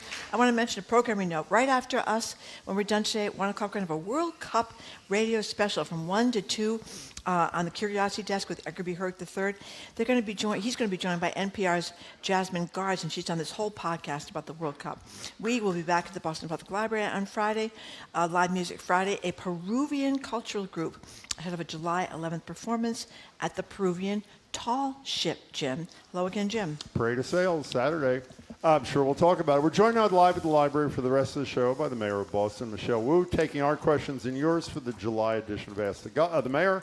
If you have a question for the Mayor today, you call or text her at 877-301-8970 or go over to that little table there and speak to Zoe or Jack, and you may get to ask a question face-to-face. Mayor Wu, it's great to see you. Welcome. Great to see you both. Yeah, thank you very much, Mayor Wu, for coming in. So I know the Fan Fest on City Hall Plaza had to end before the whole thing, the World Cup ended, but generally, tell us about the World Cup impact in Boston. It's been incredible. We had 155,000 people come through FanFest, and our local small businesses in the area have continued to see a spike in foot traffic, and we have all the beer back and restocked at this point, but I was back at the Dubliner over the weekend, and there was still a line a couple days before, so we know it's been huge for the city, and I've been really proud that so many visitors have commented on Boston being safe and beautiful and welcoming, and this is what we strive for every single day. It's not just something that you can turn on for a special event, a city that's truly welcoming, where people feel like their cultures and their communities are part of what we celebrate here. This is who we are every single day of the year, and it's been a ton of work to keep our city beautiful and clean. Our Parks Department has been out in all those public spaces, Public Works, our police and first responders, special events teams. So most of all, I'm just grateful that our city workers have been incredible in all that they've been doing. Have you gone to any games, by the way? I did go to the France-Norway game before. How great was that? Yeah. It was amazing. It was Were you a soccer player when you were a kid? No, my boys both play soccer now though, and it is nonstop. I mean, going from being able to turn on the TV at any given time and having a game on to now you have to kind of wait until the next day has been really hard, but there's lots of soccer balls being kicked around our house, and it's just watching it through their eyes too. They're 11 and soon to be 9 this week, and just knowing everyone's names, watching the feelings of overcoming setbacks, going to penalty kicks. It's incredible from a family perspective and from a city perspective. Speaking of kids, we got to play this, and it only takes 20 seconds. You've heard this. This is an NBC 10 interview with a 6-year-old Scottish kid named Jack talking about his experience about going to a World Cup game in Foxborough. Here he is. Well, it was pretty crowded. Everyone was like watching stuff, and they were like, "Oh, I want to watch this for a match," and everyone was coming. Like, it was super busy, and everyone didn't know what they were doing. People were saying about the actual match, the price dropped down, but I think they were drunk, so they got some. They bought the tickets, and it was like 800 quid. 6 years That was old. great. You know, That was one great. of the things I assume you feel the same. The changes, these drinking zones or whatever the hell they're called, and the 3 a.m. openings. I know they allegedly, well, I guess they do expire July 31st. What thought is being given since there's been, it seems to me, a wildly positive response to keeping these things going and making them part of the permanent landscape, at least in good weather? We've had no incidents. The businesses have reported huge gains, and people have been having an incredible time. I think it's really important that with all that's happening in the world, there are spaces where people can come together and have fun. And the economic impact of even just one more hour, even for people to know that they can take their time, they can make plans, linger, watch the games that might go late into the night, it all feeds into Boston being a place where you can experience your whole life, right? Obviously, we want this to be a place where you can bring your business and build your company, but to be able to enjoy yourself, to raise your family, to have fun and relax and let loose and get to know your neighbors or fellow residents in the city, that is really important to the sense of belonging and connection in a city as well. So you're thinking of keeping it going beyond July 31st? We would very much advocate for that. You would? I think in general, it's should be on cities to be able to make those decisions, and we are going to continue to advocate for keeping the momentum going. It's not just World Cup and summer events, but all throughout the year, there's something happening in Boston. We're a huge destination for people from around the world, for residents from across the Commonwealth and New England. And if we were able to, this would generate more revenue for state government and for city services. It would help people keep jobs going in a more reliable way. And so there's a lot to keep going. I think I missed something. You seem to be intimating you don't have the power within the city. Is this something the state's got to get? There was a special state law passed days before the World Cup started, and we had worked and come together with many cities to push for this and to suggest some of the ways that it could be helpful. And so we would love to. So have you spoken to anybody on Beacon Hill about continuing this? I think the goal was to see how it goes, and it has gone incredibly well. So we hope that will be. So this is another. You got to get permission from Beacon Hill deal. The structure of Massachusetts is such that cities, dating way back to divides where other folks wanted to keep control of the economy, or cultural, Irish Brahmin divides, and who could make decisions. We're still living with some of the impacts of that. Jim just read. You read the whole constitutional reference to this. I'm embarrassed to say I spent the weekend reading Article 89 of the Constitution. I know it's humiliating, but you probably memorized it, so it's okay. Article 89 of the Constitution, which I didn't know, is the article that says that cities and towns have all this power with these exceptions. No taxation, no private relation things, which is what rent control falls under. Why aren't you unless you are, why aren't you joining with fellow mayors and city and town leaders to sponsor a constitutional amendment? Because I know you're upset about home rule issues. We've discussed it almost every month. You only need, if you collect signatures, you only need 25% of the legislature to agree to put it on the ballot. Is that something you've contemplated or talked to any of your colleagues about? Yeah, we just had a meeting of the Metro mayors not too long ago focused on budgets, because what Boston has experienced and what we see many cities going to the ballot for now is to have the chance to request a Prop 2.5 override just to keep teachers and police officers and sanitation workers on the payroll at the same level that are there now. There are many ways in which the kinds of decisions that are critical to health, safety, well-being, economic development at the city level are controlled by other forces, and that system really makes it so that things take longer, things are harder, and changing systems always is difficult, but there's growing pressure all throughout the Commonwealth for us to be able to do something, because we see the impacts of not being able to invest in schools or public opportunities, public infrastructure as much as we otherwise So could. would you consider an effort to amend the Constitution to get rid of the offending provisions in Article 89 to give cities like yours more power? I am always for trying to think about what is the short term, what is the long term, but you have to be able to do both. We're talking to Mayor Michelle Wu. Speaking of things in the legislature, the SJC has basically said the rent control ballot question is not going to go forward because it was incorrectly done. So what does that mean for rent control going forward? Because obviously that's still a big issue. It seems that, we've heard now statements from some of the close watchers and especially on the Senate side that there's just no more momentum to move anything now that the ballot initiative is no longer on the ballot.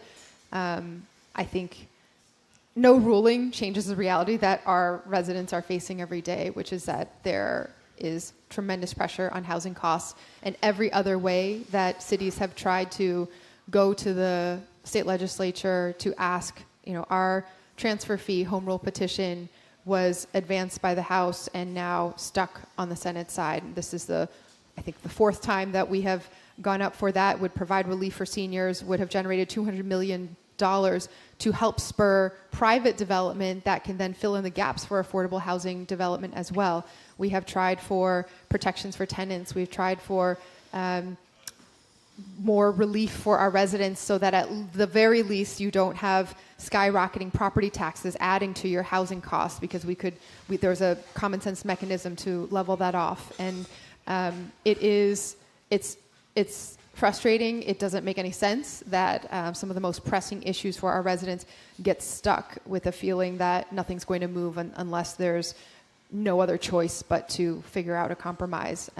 So we are going to keep pushing for housing to be built, for affordability to be a focus, and we are going to need to continue to organize statewide to have some measures move through. One last thing, and then we're going to get to your calls of promise related. This is a clarification because I'm not sure I understand. I just read the other day, I think in the Globe, that in your climate solution thing from last year or whatever it is, you talked about the possibility of not only are tenants protected because they are required to have heat when it's cold, that there be a maximum temperature provision. Also, I know a number of communities in the South have mandated the landlords provide air conditioners. One, are you open to that? And two, if you wanted to even do that, you need the legislature to agree that Boston itself could force landlords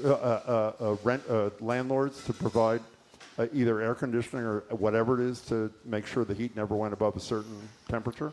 So you're absolutely right that part of our climate action plan is to draw attention to the fact that New England now doesn't only have cold winters where we need heat to be mandated as a basic right, but we have really hot summers. We've already experienced heat waves and heat emergencies, and there are more to come. And it's higher temperatures. It's for more days of the year as well. And so really focusing on cooling and mechanisms that capture that as a basic protection as well is important. To do that across the board would require state legislation. There are places where cities can have more impact, for example, in public housing or the housing that we can directly control. But it gets back to Article 89. Okay, let's go to Kathleen in front of Brigham and Women's, where the largest nurses strike in Massachusetts history is going on. Hello there, Kathleen. Right now, it's going to come to me. Hi, Jim. How are you? We're good. Thank you for calling. What's up? Well, I've been a nurse since 1984, and I can't believe that we're actually doing this because this goes against everything we believe in. But I wanted to ask you, Mayor, what is the city doing for us nurses who take care of the city?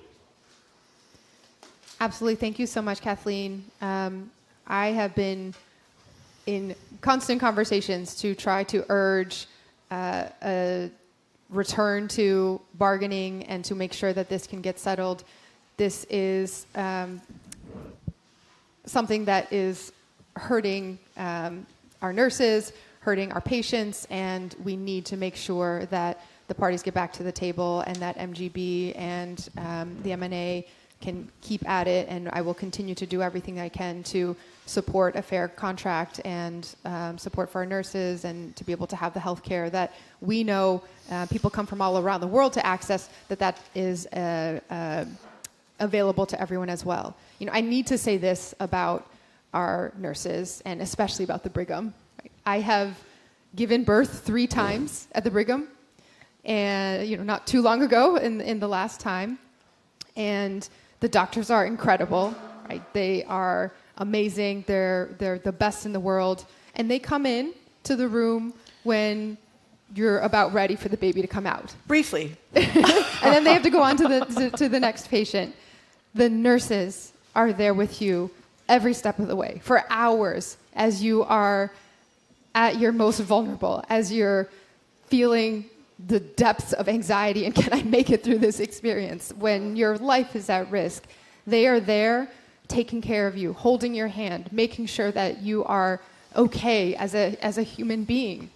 And having gone through something like delivering a child and seeing the incredible care and skill and compassion and love that our nurses are giving every day. I go through that once, twice, 3 times. It's too much. Our nurses are there doing that every day, over and over again, for everyone, no matter what language you speak at home, no matter what job you are in, no matter when you arrived in our city or what you were doing right before you arrived there. They are treating you with the same depth of dignity and care, and we need to make sure we're taking care of our nurses. That is something that we as a society should always remember, and so I'm very much actively working to try to make sure that conversations get back to it and that we can get some resolution for this. Kathleen, before you go away, I don't know if you knew that Mayor Wu was doing what she just said she was doing. Was your call predicated on the notion that you think that public officials who are supporting you are not doing enough, or you were just inquiring? Oh, Kathleen. She was fabulous. I just wanted to use this as a little bit of a platform to say that this is really about big corporations trying to break up our union, because the board is all billionaires, as most people know. Mass General nurses are not unionized, and we are unionized. And they have an agenda of trying to break up our union. And what they have done is, I've been a nurse since '84, like I said. I'm at the top scale, so they call it steps. They have come in and they have offered the top nurses a 2.5% raise, and nobody else. All of the younger nurses, they have offered 0% for everyone else, and they won't budge on that. And they're trying to make us have inner fighting so that we break ourselves up.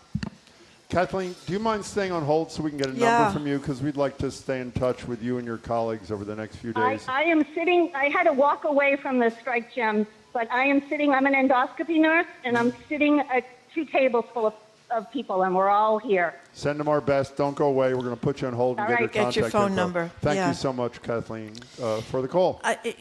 Mayor Wu, I know you have just filed, or are you about to file, a lawsuit filming about this against Meta and social media companies about what they're doing to harm mental health of kids in the Boston Public Schools. So tell us about it. Yeah, we have filed our official complaint joining more than 1,500 school districts across the country. All of these cases end up getting bundled together to be resolved at once. And so we also wanted to stand up and put our city forward as one that is asking for accountability and asking for protections for our kids. Technology is really important. Our ability to connect with each other through social media has totally transformed society. And we also need to make sure that there are standards for children not to be directly targeted by algorithms that prioritize endless scrolling and are taking actions they have evidence to know causes and feeds this kind of addictive behavior of being on social media in that way. And so we are looking for all of the districts who are demanding some kind of basic regulations and rules that have not been able to come from other places to happen through the court.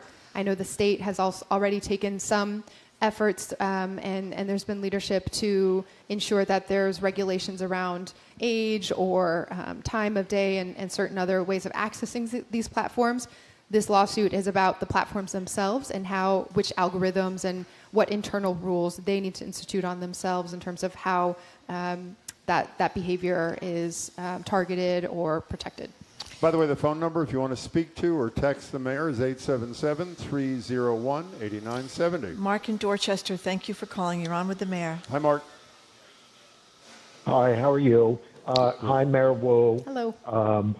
Thank you for all the good stuff you do for the city. I have a question, which is, you were talking earlier about Boston becoming more of a worldwide destination. In our community, which is North Dorchester, we have seen the proliferation of Airbnbs that seem to really be in conflict with the laws on the books. And what is being done to enforce the Airbnb laws? Could you tell us what the laws are, Mayor Wu, for those who don't know? Yes. I was very happy to work as a city councilor to help draft and pass the Airbnb ordinance that the city of Boston has, which is one of the most protective in the country, and it was one of the first to ensure that we don't have our buildings automatically or we don't have, there's not the incentive to wipe out an entire building and turn it into a de facto hotel by purchasing it, sort of kicking out all the tenants, and then running very profitable Airbnbs. And so we have rules that restrict Airbnb to owner-occupants, and that it's meant to then harness the benefits of a way where you can rent out an extra room that you have or your home for a certain period of time, rather than destabilize the community. Now, a lot of this requires enforcement, as you say, and so if there are particular locations, Mark, we'd love to be in touch with you, or you can reach out to 311 to let us know. We have a mechanism in place where we get the data from the platforms on where they are licensed, and they need to have the appropriate documentation that they have gone through all the city steps. If they don't, and if something is happening there, then there are ways that we can enforce on that. Mark, thank you. If you want to leave your contact information with the mayor's permission, we'll share it with her office, and they'll be in touch. Mark, thank you for the call. Mayor, we've spent a lot of the last couple of days on this show, like much of America, talking about the situation in Maine with Graham Plattner. I don't believe you were an endorser. Correct me if I'm wrong. As someone, I watch your testimony in Washington, so I know you're not crazy about the Trump administration. Where are you on this whole Plattner thing? Where are you today on the Plattner thing? I had not been involved in a federal race, outside of Boston and outside of our state. Certainly, it's where possible. I understand the push to make sure that we are doing everything we can as a Democratic Party to make races contested and to challenge and one seat at a time to get back to a sense of being connected to people and trying to move the country back in the right direction. I had not been vetting or involved in any conversations about this race, and certainly now, given what is happening, agree that there should be a different candidate for the Democratic Party in this race. Our number is 877-301-8970. We're talking to the mayor of Boston. She'll be with us until the top of the hour. I'm getting texts about people being worried about the public pools not being open. It's going to be really hot again tomorrow. What's happening with the public pools? We have a really important responsibility as a city to not just have programming, but to maintain facilities. And so when we came into office, many of the pools were on their last legs or even past their last legs. So over the last 5 years, we have had a dogged, determined strategy to work our way through. More than half of the city pools now we have fully renovated, repaired. Often it's, decades past the the lifespan, and you go in and you try to fix one thing, and then you realize actually there's a crack in the shell of the pool, and then you have to do all of that. Some of them are connected to schools as well, and so we are bound by the school calendar and not being able to do work during the school year while the building is being open. But we now have more pools online than we have had. We have a roadmap now to get through all of the rest of the pools. Some of them still are tied up in larger school reconstruction projects and decisions, but having splash pads we have 80 water features that are in our playgrounds throughout the city. We have pools that are open. There's also different misting tents that go out when there's a heat emergency, cooling centers that open. You can go to boston.gov/water, if my team can fact check that, I think is the link where you can find all the water features. There's a map of where you can go to splash around when it's hot in the summer. Speaking of roadmaps, we now have a public bathroom roadmap update. So people complain forever. It's actually a big deal. It is a big deal. No, I've been stranded many times, or with children it's even worse. They have to go to the John. There's no John. So what's the deal with the updated bathroom roadmap? Boston.gov/bathroom. You can go and see wherever you are in the city where there are public bathrooms available. Sometimes it's a library or a community center that you might not have realized is actually a public building you can go in. In certain places, there are public bathrooms that are there on its own, but we know this is a big deal and is make or break, especially for families with young kids, of how long you can be out and about in the city, how you can enjoy yourself. So it's meant to help people plan ahead if you want to walk around our very walkable city, but also if you're just finding yourself out and about, you can always pull that up and check what's nearby. I should By the way, know can this. I make it correct? You were unsure. It's boston.gov/pools. Pools, okay. I should know this, but I don't. I've seen a million porta potties when there's big events on Boston Common, but are there permanent porta potties there? Or is it just, because that was always a big complaint. I would rather explode than use a porta well, potty. If you have a little kid, you're in the swan boats, the kid may think that's great. Okay, Some children are very fond of porta potties, actually. It's been my experience. Okay. But are there that are full-time? I don't know. I don't think so. I am None not of us are totally sure. Okay. I don't think so, but I could be wrong on that one. We tend to, historically as a city, have not built standalone public restrooms. Just in terms of the maintenance and the facilities are usually tucked into larger city buildings. Okay. Mayor, before we take a break, and then we'll continue to the top of the hour with Mayor Wood, 877-301-8970. You can call or text, or if you're here, you can see our colleagues and I get to ask her a question in person. You have regularly touted this as the safest city in America, and you've provided data on homicides and violent crime that suggests that at worst we're in the top tier. July 4th was a horribly violent day in the city with killings, a lot of woundings. How does that change your approach to what you're doing to keep us safe, or how'd that affect you in your decision making, policy making? Yeah, that is the hardest and heaviest part of my job, is speaking to families who have gone through unthinkable loss, and the feeling that we need to move and close any gaps that are there, to have programming, to have access, to have supports, because it's unacceptable. No matter how low a number is, any incident of violence is unacceptable in our city. And I do refer to us and continue to describe Boston as the safest major city in the country, not as a title to throw around, but as a reminder of the standards that we hold ourselves to, the standard that our police officers and first responders and community leaders are all working hard to meet and earn every single day. One of the first things that we did coming into office was to rethink the city's violence prevention strategy and really do a deep dive in the data and find ways to not be only reactive when incidents happen, but every single season of the year, every single week, no matter if there's been an incident or not, to have meetings, to keep people at the table, and to be investing in all that goes into community safety in Boston. The numbers still are important to track and to follow the data. The numbers this year show that we remain below last year. We're at about half the number of homicides as year to date last year. And again, any loss and any incident of violence is too many. The number of shooting incidents year to date this year has been the lowest on record since we started counting data.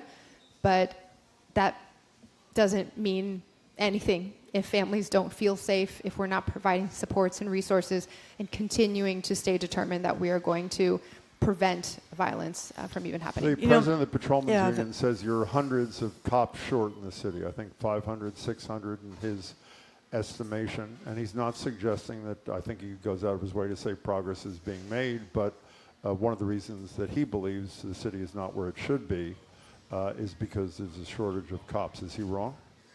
The job of the president of the union is to continue to advocate for our officers and to continue to push for more resources. Commissioner Cox and I speak all the time about staffing levels, about deployment choices, and how we continue to build on the progress that we've seen and innovate and do new things to hold ourselves to ever higher standards. In fact, I just came from visiting with our current police class at the academy, 120 recruits who were sitting in their uniforms in the classroom, having some doing some Q&A with the commissioner and me and sharing a little bit about their training so far. Over the last 4 or 5 years, we have graduated the largest ever academy classes in Boston. Historically, classes had been 50 people, maybe up to 70. We have had over 100, well over 100 in the academy every single year. They're also representing and reflecting the cultures and languages of our city, the neighborhoods that many of our new police officers grew up in themselves. I asked for a show of hands at the academy today, and the vast majority were from Boston and grew up here. And so I'm really proud of the work that they do every day. We had 100 additional officers on the street last weekend than we did that time a year ago. And so we continue to build and staff up and train our officers and to hold ourselves as a community to the highest possible standard. But I understand it's his job to advocate for his people, but his basic contention that there are not enough cops overall, despite the class sizes you're talking about, is he right in that regard, or is he not? The commissioner and I believe that we are at the right staffing level.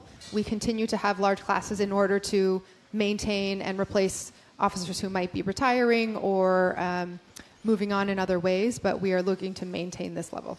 Okay, before we go to the break, the mayor is kind enough every week to bring his present, or every month I should say, to bring his presents. What is this, please? This is a little swag bag from our 250th celebration. So I think it's a T-shirt and some pins. Boston has gone all in on the 250th, and very nice. Obviously our city played an important role in the founding of this country, but we are looking back at our history in order to ensure that we are doing everything possible for the future. And so the kinds of revolutionary acts, the courage, the determination to stand up for what's right and to protect the common good is really unique to our city's legacy. And now that we're past July 4th, we're going to start for the city's 400th anniversary in 2030. Before we go, wait just one second. I was cynical about the World Cup, and I was wrong. I have to admit. I thought everybody has been excited by it other than Donald Trump's intervention. You like that, I assume, right? Donald Trump getting involved? Okay, you don't want to talk about that. I am so Too excited. soon on Team USA anyway. Yeah. I am so excited about the tall ships thing. I can't see straight. Saturday, we talked to Dusty Rhodes was with us about a week ago. A parade of ships, I think it's called, is Saturday, right? Is that the thing? Mm-hmm. And then parade of sail, I'm sorry. And then it's 5 days of the ability to view these ships, and it's free, right? Yes. That's pretty exciting. Where do they go to find out? Sail Boston 20? Go to Sail Boston. We also have all of Boston's summer events at boston.gov/summer. Great. And it's not just these majestic, incredible ships. There are more than 20 countries represented as well. So again, it's an opportunity for cultural exchange. Many of the consulates or embassies will have activities or tables or ways for you to learn about the history, and we'll have cultural celebrations connected to communities here in Boston as well. Jim in the car has been very patient. Jim, I promise as soon as we get back, we'll get to you first. Thank you very much for calling. You're listening to the Boston Public Radio at the Boston Public Library. Mayor Wu will be with us until the top of the hour, taking our questions and yours, 877-301-8970. We are broadcasting live at youtube.com/GBH News.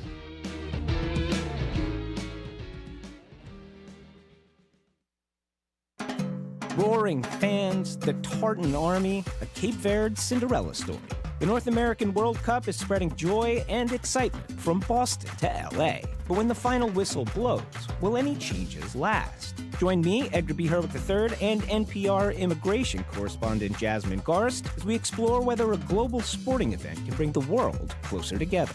The World Cup Effect. A special hour from GBH News, today at 1 on GBH 89.7 and streaming on YouTube. Support for our programs comes from you. And Newbury Court, serving Concord, Massachusetts for 30 years as a not-for-profit continuing care retirement community dedicated to older adults. More at newburycourt.org. And Gentle Giant Moving and Storage Company, offering local, long-distance office and piano moving with 23 locations throughout New England and across the country. More information at gentlegiant.com. And Boston Landmarks Orchestra, presenting its 25th anniversary season-opening concert, The Best of Boston, on July 22nd at 7 at the DCR Hatch Shell. Picnics and pets welcome. More at landmarksorchestra.org. And Harvard Business School Baker Library, featuring an exhibit on Muriel Siebert, the first woman to buy a seat on the New York Stock Exchange, open to the public. Details at library.hbs.edu.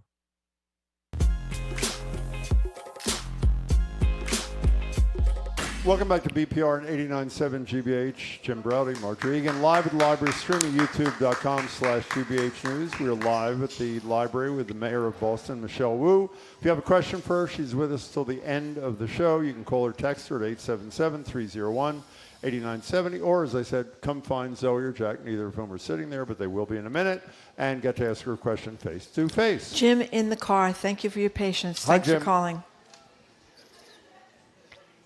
Jim. Oh my God, has Jim given up? Jim, do you give up? Hello? Okay. No, let's not do that. He Jim, gave put him up. on hold. I feel bad because he was on hold a long time. We shouldn't have made him wait that time. Oh, Jay is he here? No. Okay, he's not there. Jay in Brighton. Yeah, Jay in Brighton texts, flock cameras are continually in the news. They are concerning from a privacy and data sharing point. What is Boston doing to block or otherwise regulate their use? It's incredibly frustrating and inefficient that individual communities need to tackle this issue. What's Boston doing for regulation?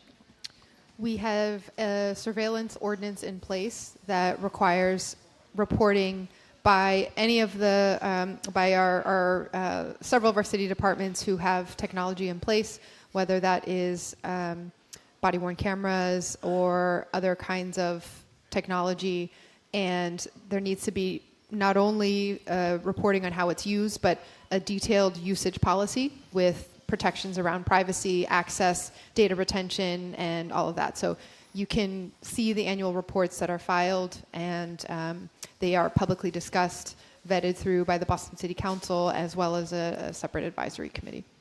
We're talking to Mayor Wu. That is her voice, and Jim in the car appears to be back. Oh, we hi, will Jim. See. Are you there, Jim? Yeah, I'm here. Can you hear me? Yeah. Sorry for the long wait. Sorry, It was yeah. Marjorie's fault. Go ahead. It was my fault, that's Okay. right. Okay. Go ahead, Jim. You're on with the mayor. Thank you. Love you, Jim and Marjorie, and Thanks. I'm a big fan of Mayor Wu. Thank you. Go ahead.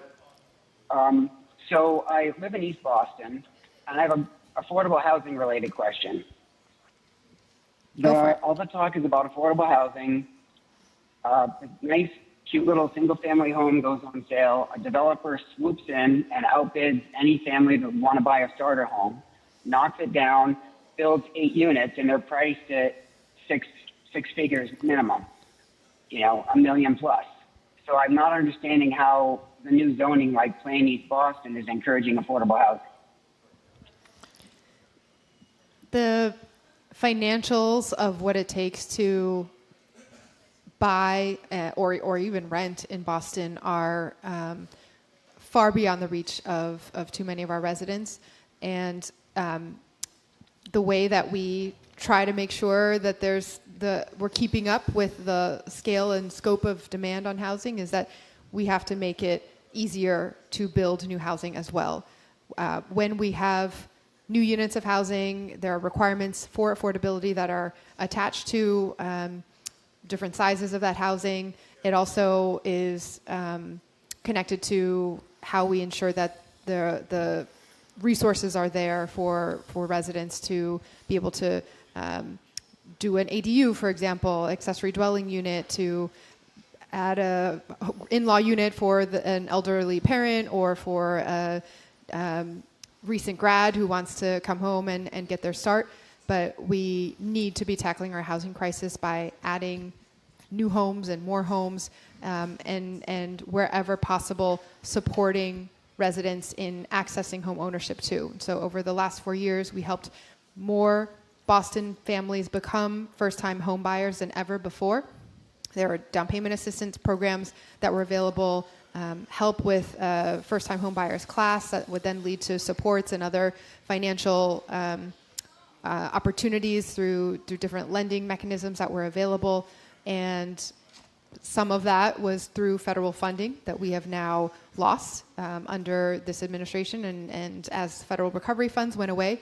But we have the infrastructure there to know how to connect people. And so we're really trying to be creative and using every tool. I'll give two quick examples of one where our housing team got national recognition for something creative to finance the affordability in housing, where the National Ivory Prize was given to the City of Boston for our Acquisition Opportunity Program, where there's public resources that go into helping purchase market rate homes that, as you say, might be currently still financially possible for families, but rather than subject it to the whims of a developer coming in or speculation, those homes, once they're purchased by usually a nonprofit with help from city funds, they have to have a covenant that they're going to be permanently affordable and basically rent controlled from there on out.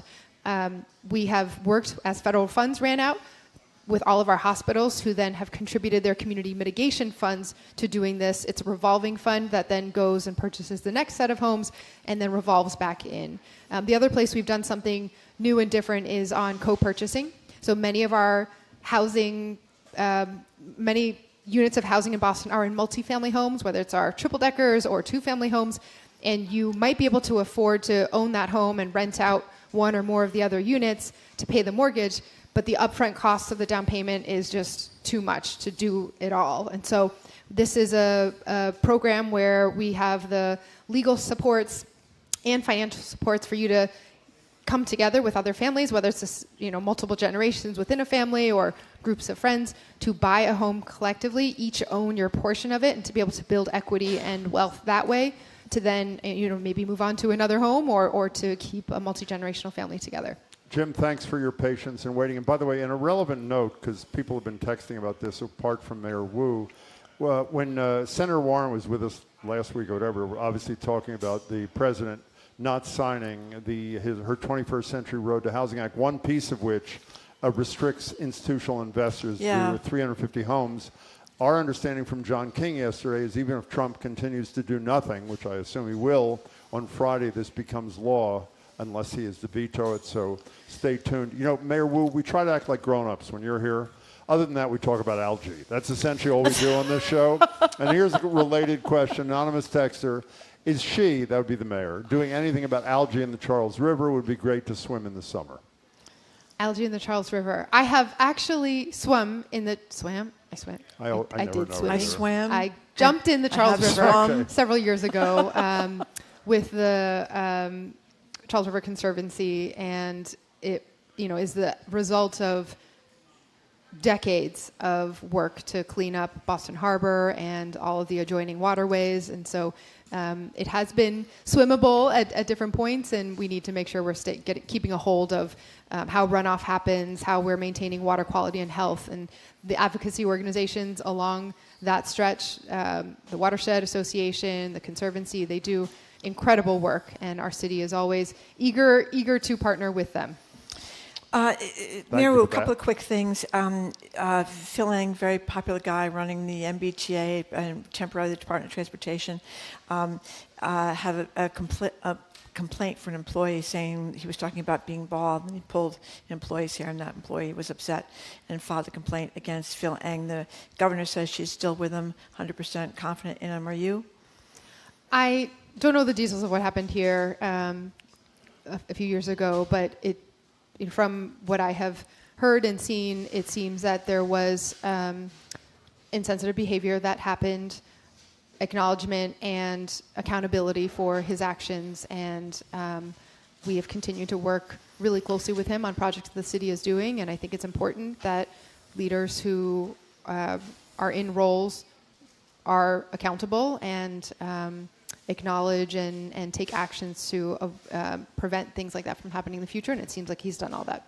Another thing, we were talking with our transportation panel, Chris Dempsey and Bill Strauss, used to be up the legislature, about this proposal, about this section of Blue Hill Avenue. People may know Blue Hill Avenue, huge boulevard, runs all the way down past Morton Street, through Dorchester, Mattapan, out toward Milton. It's got this huge section in the middle of it, which has been proposed to be like a bus.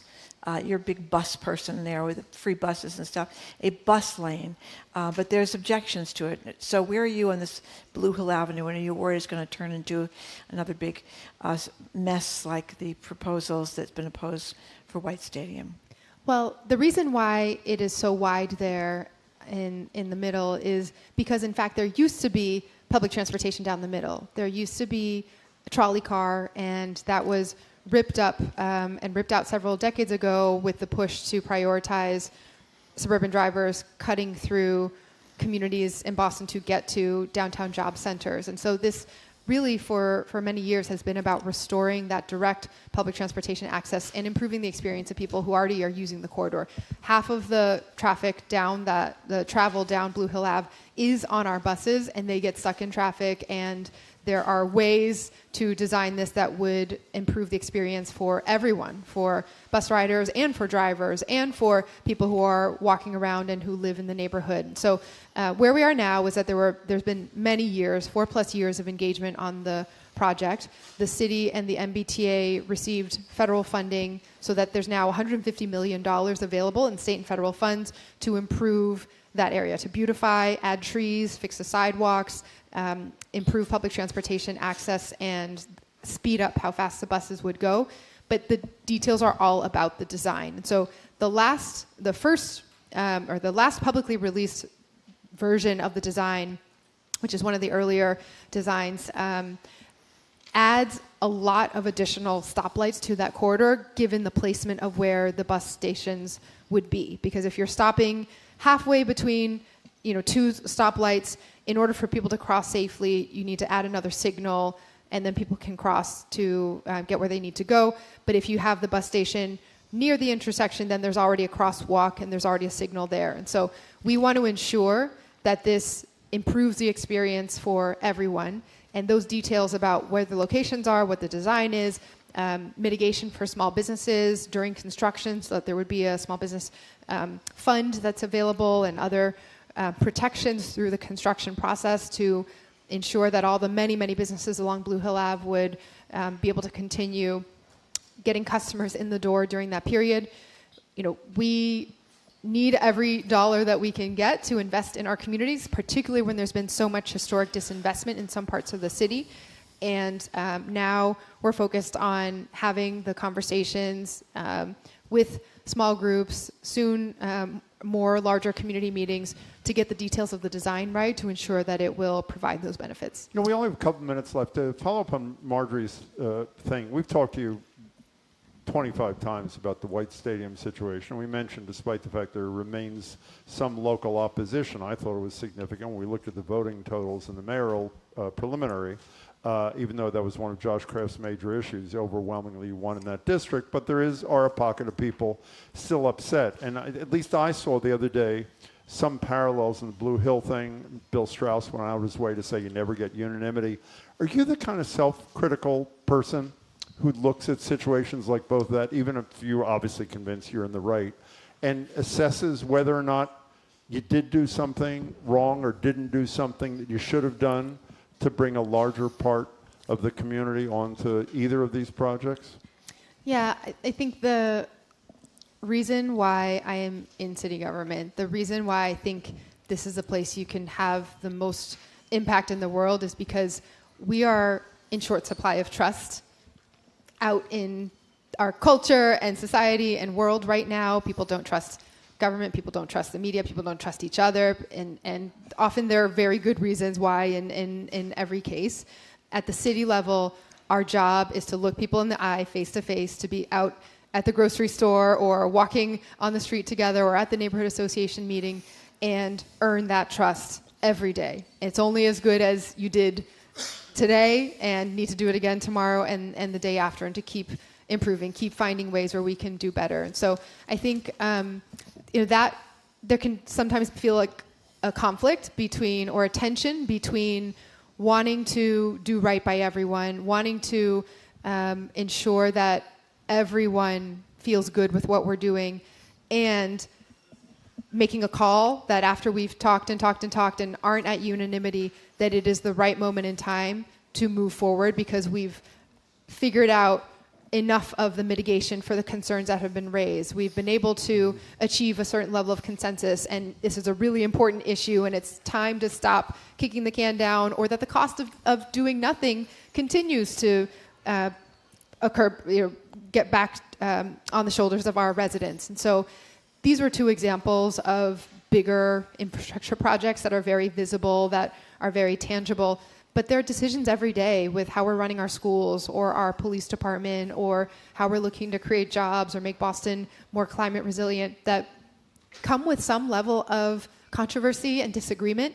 And I really believe that Boston has achieved all of the collective progress and successes that we have as a community because we lean into disagreement. You can't find common ground unless you first figure out exactly where everyone stands and where you aren't in common on an issue. That is actually the process to identify where you can find the momentum to move forward. And I think we are doing that with both of these projects.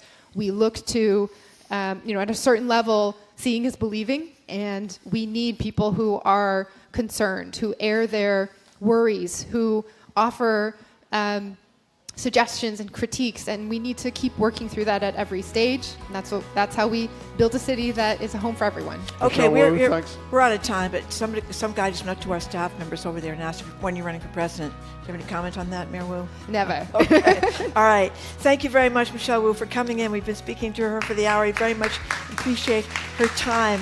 And we'll look forward to talking to you again in August. Thanks to everybody who listened to the BPR today. Thanks to people that came down to the Boston Public Library. You can keep up with us 24/7 by way of our podcast, or check out our TikTok page at Boston Public Radio. Tomorrow, we're going to talk to Tufts Professor Dan Dresner on Iran, two local leaders in the Haitian community, on the impacts of the Supreme Court's decision that Haitians legally here, sometimes for decades, can be deported. Former Massachusetts Public Safety Secretary Andrea Cabral and New Hampshire's Brian Nolan back from an aid trip to Ukraine. I want to thank our crew, Zoe Matthews, Nicole Garcia, Hannah Loss, Ariana Gonzalez, additional support from Jack Siciliano, our engineer John DeClaw Parker, our executive producer Jane Bologna, our BPL staff Maddie Guy, our Patrick Lally, Juan Jose Cadena, our security guys, Darius and Derek, and our host of the Newsfeed Cafe and across the street at the Lennox Hotel. Stay tuned next for the World Cup Effect, a special national hour hosted by Edgar B III and NPR's Jasmine Garsd, who's got a whole podcast on the World Cup. That's going to start right after we're done. And then the Culture Show at 2 o'clock with Jared Bowen, which is also going to be here live at the Boston Public Library. Thank you, Mayor Wu, again for coming in. I'm Marjorie Egan. Jim Browdy. Thanks for tuning in. Hope you have a great day, and please tune in again tomorrow.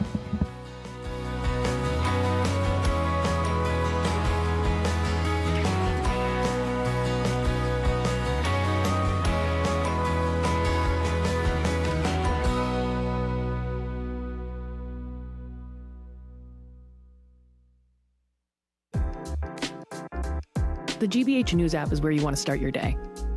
It has the news you need. Big stories, curated local coverage, no filler. Download it today on the App Store or Google Play. Support for GBH comes from you, And PNC Bank, who believes when you pay attention to the details, amazing things can happen. Like when you check the pockets of a jacket you haven't worn since last fall and find $20. PNC Bank, brilliantly boring since 1865. And the Peabody Essex Museum, Salem's destination for authentic witch city lore and witch trials history since 1799. Ticket information and more at PEM.org. You're listening to 89.7 WGBH HD1 Boston. Online at gbhnews.org. GBH News. What matters to you? I'm Edgar B. Herwick III, and this is the World Cup Effect, a national special from GBH News in Boston. From coast to coast, the World Cup has brought roaring fans, impromptu parades, and economic fever dreams to the U.S. But when that final whistle blows, is any of this newfound goodwill sticking around? That's NPR World Cup correspondent Jasmine Garsd. She joins me as we explore whether one massive global sporting event can bring the U.S. and the world closer together. We'll talk with reporters in Los Angeles, Kansas City, Miami, Philadelphia, San Diego, and Boston to find out how this 39-day football bacchanal is playing out in their corners of the country, and whether it's changing the conversation on long-standing issues from economic inequality to immigration. You ready, Jasmine? Let's do it. The World Cup Effect. National special from GBH News. Next. Live from NPR News in Washington, I'm Lakshmi Singh. President Trump says the U.S. ceasefire may be over with Iran at the conclusion of the NATO summit in Ankara, Turkey today. Trump threatened retaliatory U.S. strikes against Iran. He was flanked by Secretary of State Marco Rubio, Defense Secretary Pete Hegseth, and Treasury Secretary Scott Bessent. Trump arrived at the summit with grievances about the U.S.'s NATO allies, such as their resistance to be all in with the U.S. on the war with Iran, and protests they were not spending enough on alliance defense. The president seemed to strike a different tone this afternoon. There was tremendous unity in that room, and I urge all nations to accelerate their plans to get the benchmark as quickly as possible. The benchmark is going to be that 5% number. That's the number it should have been for years. Trump says the U.S. invested $1 trillion on defense and would ask for $1.5 trillion in the next fiscal year. During a joint appearance with Ukrainian leader Volodymyr Zelensky earlier in Ankara, Trump said he would give Ukraine the license to build missiles for Patriot air defense systems as Russia stepped up ballistic strikes on the Ukrainian capital. From Kyiv, here's NPR's Joanna Kakissis. Ukraine's military uses U.S.-made Patriot systems to intercept ballistics, but has run low on the air defense missiles for these systems. Ukrainian President Volodymyr Zelensky has pushed for weeks for the license to produce these missiles, and Trump finally agreed in Ankara. We're going to give a license to you to make Patriots. That's pretty cool, right? Larry. This way you can't complain that we're not giving them enough. I say, make them yourself. Trump says the U.S. is prepared to sign a drone deal with Ukraine. After the meeting, Zelensky posted on social media that Ukraine and the U.S. can accomplish a lot together. Joanna Kakissis, NPR News, Kyiv. Several large wildfires burning across Colorado are being stoked by hot, dry, and windy weather. The Ferris fire has grown to nearly 60,000 acres and forced rural residents to evacuate overnight.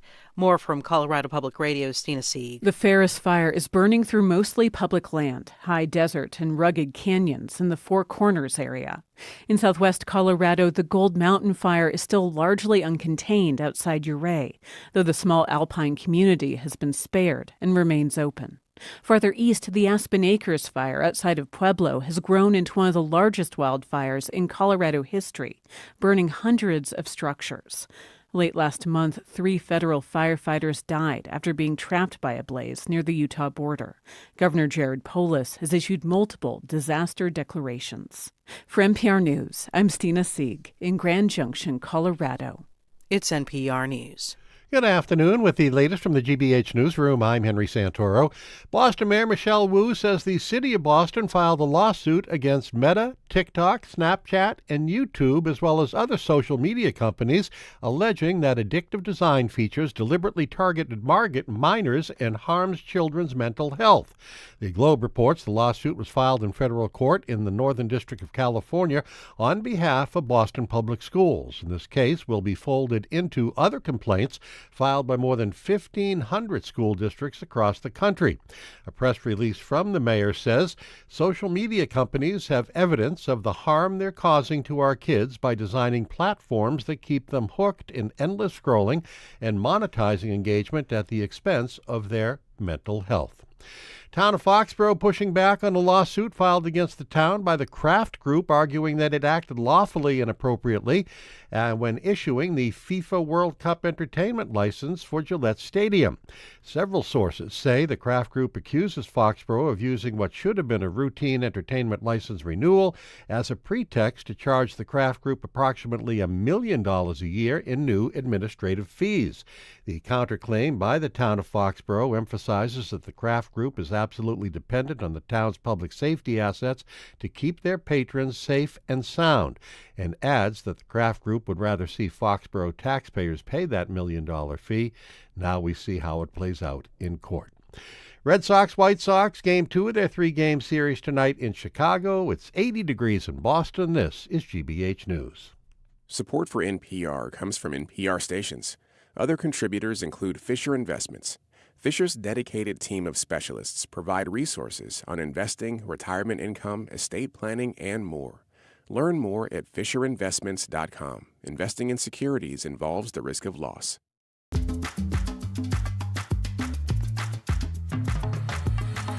This is the World Cup Effect, a national special from GBH News in Boston. I'm Edgar B. Herwick III. Over the next hour, we're going to explore some of the joy of these games, the melting pot madness of soccer fans from around the world descending here on the U.S., thrilling victories and heartbreaking losses, Erling Haaland's face and hair. We're also going to discuss some of the challenges, international conflict, the exorbitant cost of enjoying these games, and questions about whether the good vibes were extended to everyone or just an elite few. And we're going to ask, can a global sporting event change us? Can it change how we here in the U.S. see the world, how the world sees us? Can it even change how we see ourselves? We're going to hear from journalists in host cities across the country and learn about how the World Cup tournament is impacting their communities. Along me in studio for this entire journey is NPR World Cup correspondent and host of the podcast The Last Cup, Jasmine Garsd. Hi, Jasmine. Hi. Well, first I got to say there is no denying that there's been a lot of joy that these games have brought all over the country and to diaspora communities across the country. I'll say here in Boston, I think most notably was this love affair that broke out between all of these folks who came from Scotland and were in town for 2 weeks and the people of Boston. There was a lot of joy. There was, and that's what, that's I think the thing a lot of us here in the Boston area experience. But you have been traveling all over the place covering this very close, much more closely than I have. What have you seen? I mean, I've seen just how much joy this has brought different communities in the U.S. And just what it means to certain diasporas. I just think depending on where I've been, it's every time it's been a different community. And you really start to see soccer is international. Soccer is the whole world. Is there a particular moment along the way or a particular couple of moments that really stick out to you? Especially, as you say, you've covered soccer for a long time. So it's was there something where you're oh, there's something special happening here? Absolutely. I was in Miami for the Argentina-Cape Verde nice. game. The night before, I was in Orlando having Cape Verdean food with a restaurant owner, and we talked about what this meant for the Cape Verdean community. It was the smallest team to have ever made it that far in the World Cup. And then the next day, watching that game, which was the heart attack special, right? It was a spectacular game. It was one of those games that, as a football lover, I was just this is good stuff. Yeah, this is why we do this. Yeah. All right, well, let's bring a couple more voices in here now. Joining us are a couple of reporters from two host cities. Carlton Gillespie is the Broward County Bureau reporter at NPR member station WLRN in Miami. And we've also got Nick Kariuki, trending news reporter for Billy Penn at WHYY in Philadelphia. Carlton, Nick, welcome. Thanks for having me. Carlton, Miami is a hub for different cultures, and the World Cup was really like an execution of all these cultures coming together in this particular moment. How did it happen in Miami? Tell me about what it told you about the ability of Miami and other places around the country to welcome and celebrate cultural diversity. Well, it's funny you mention the Cabo Verde team because in Miami, we are an international city, but even still, it's such a small community that it doesn't get noticed here. And I talked to some folks, a lot of them are from up your way in Boston or Providence, who said that people confuse them for Dominicans or Puerto Ricans, but that game against Argentina is the defining cultural moment for this nation, right? I mean, there is no more explanation needed when someone says, I'm from Cape Verde. There's no more, where is that? Or what are they like? They now have this cultural touchstone that just really can solidify that for people. I think that's so important for so many of them. Absolutely. And something that I have been reporting on is how, it's not just Cape Verde, because there's this narrative that Cape Verde kind of came out of nowhere. Yeah, absolutely. Right. Actually, Cape Verde has been playing amazing soccer for the last 10 years. If you've been following African soccer, and African soccer is having this moment. Well, it's a big moment for Africa, the entire World Cup. I mean, there have never been more teams from Africa in the World Cup than in this World Cup. Yeah. All right, Nick, I want to turn to you and bring you in. You are in Philadelphia. One of the things that happened up here in Boston, I think it's distinct from what happened in Philadelphia, and there was a lot of comparison in the lead up to the World Cup about this between the two cities, is that there was a ton of anxiety here in Boston, I think, and I think a lot of people were surprised by how well things went. In contrast, it felt like in the lead up, Philadelphia had really grabbed this thing with two hands and really embraced the coming of the World Cup. So I wonder, in Philadelphia, A, is that accurate? And B, has it met expectations so far? Yeah, definitely. Philadelphia benefited from hosting the FIFA Club World Cup last summer, and they had several games of that and hit that out of the park and kind of set some standards that some of the host nations for this tournament were able to follow. Going into this tournament, paired with the nation's 250th celebration, there were two big concerns, mainly about whether the transportation and infrastructure could handle the influx of fans with those other events going on at the same time. And that's been a resounding success. It has become so convenient, accessible, remaining the same $2.90 for everyone, that it's become a part of the World Cup experience. There were subway carts full of fans chanting and singing, helping to build up the excitement coming down to the games. Yeah, that's good to hear. I mean, I know in New York and New Jersey, the transportation situation it's been criticized. It's been a little bit nightmarish. I got stuck on one of those trains at one point. I'm just curious, Nick, in Miami, there were also concerns about traffic. How was it? Well, I ended up going to a game, the Colombia and Portugal, the final group stage match. And unlike Nick in Philadelphia, we do not have a robust transit system at all. So everybody has to drive. And the entrance to the stadium is right off of the Florida Turnpike here. So it did get congested. I think early on, you have to remember in 2024, the Copa America final was here, and there was a massive crowd surge. Copa America, which was a security disaster. I mean, maybe one of the worst in North American sports history. And so there were extra precautions taken, but that had impacts to traffic and parking and getting people into the games and where people could enter. But by the time I was there for, I think, the fourth or fifth game that had been in Miami, things were really, really smooth. And it's a testament because we can't get traffic right just about anywhere here in South Florida. So to see it finally Right. come together, it was kind of just in time. This is the World Cup Effect from GBH News in Boston. I'm Edgar B. Herwick III. I'm in studio with NPR's Jasmine Garsd. We're speaking with Carlton Gillespie from WLRN in Miami and Nick Kariuki with WHYY in Philadelphia. I want to take it outside of the stadium because most people are experiencing this outside of the stadium, even in host cities. Here in Boston, there have been watch parties. The bars have been packed. It's been really fun to see. Nick, what's it like outside of the stadium in Philadelphia?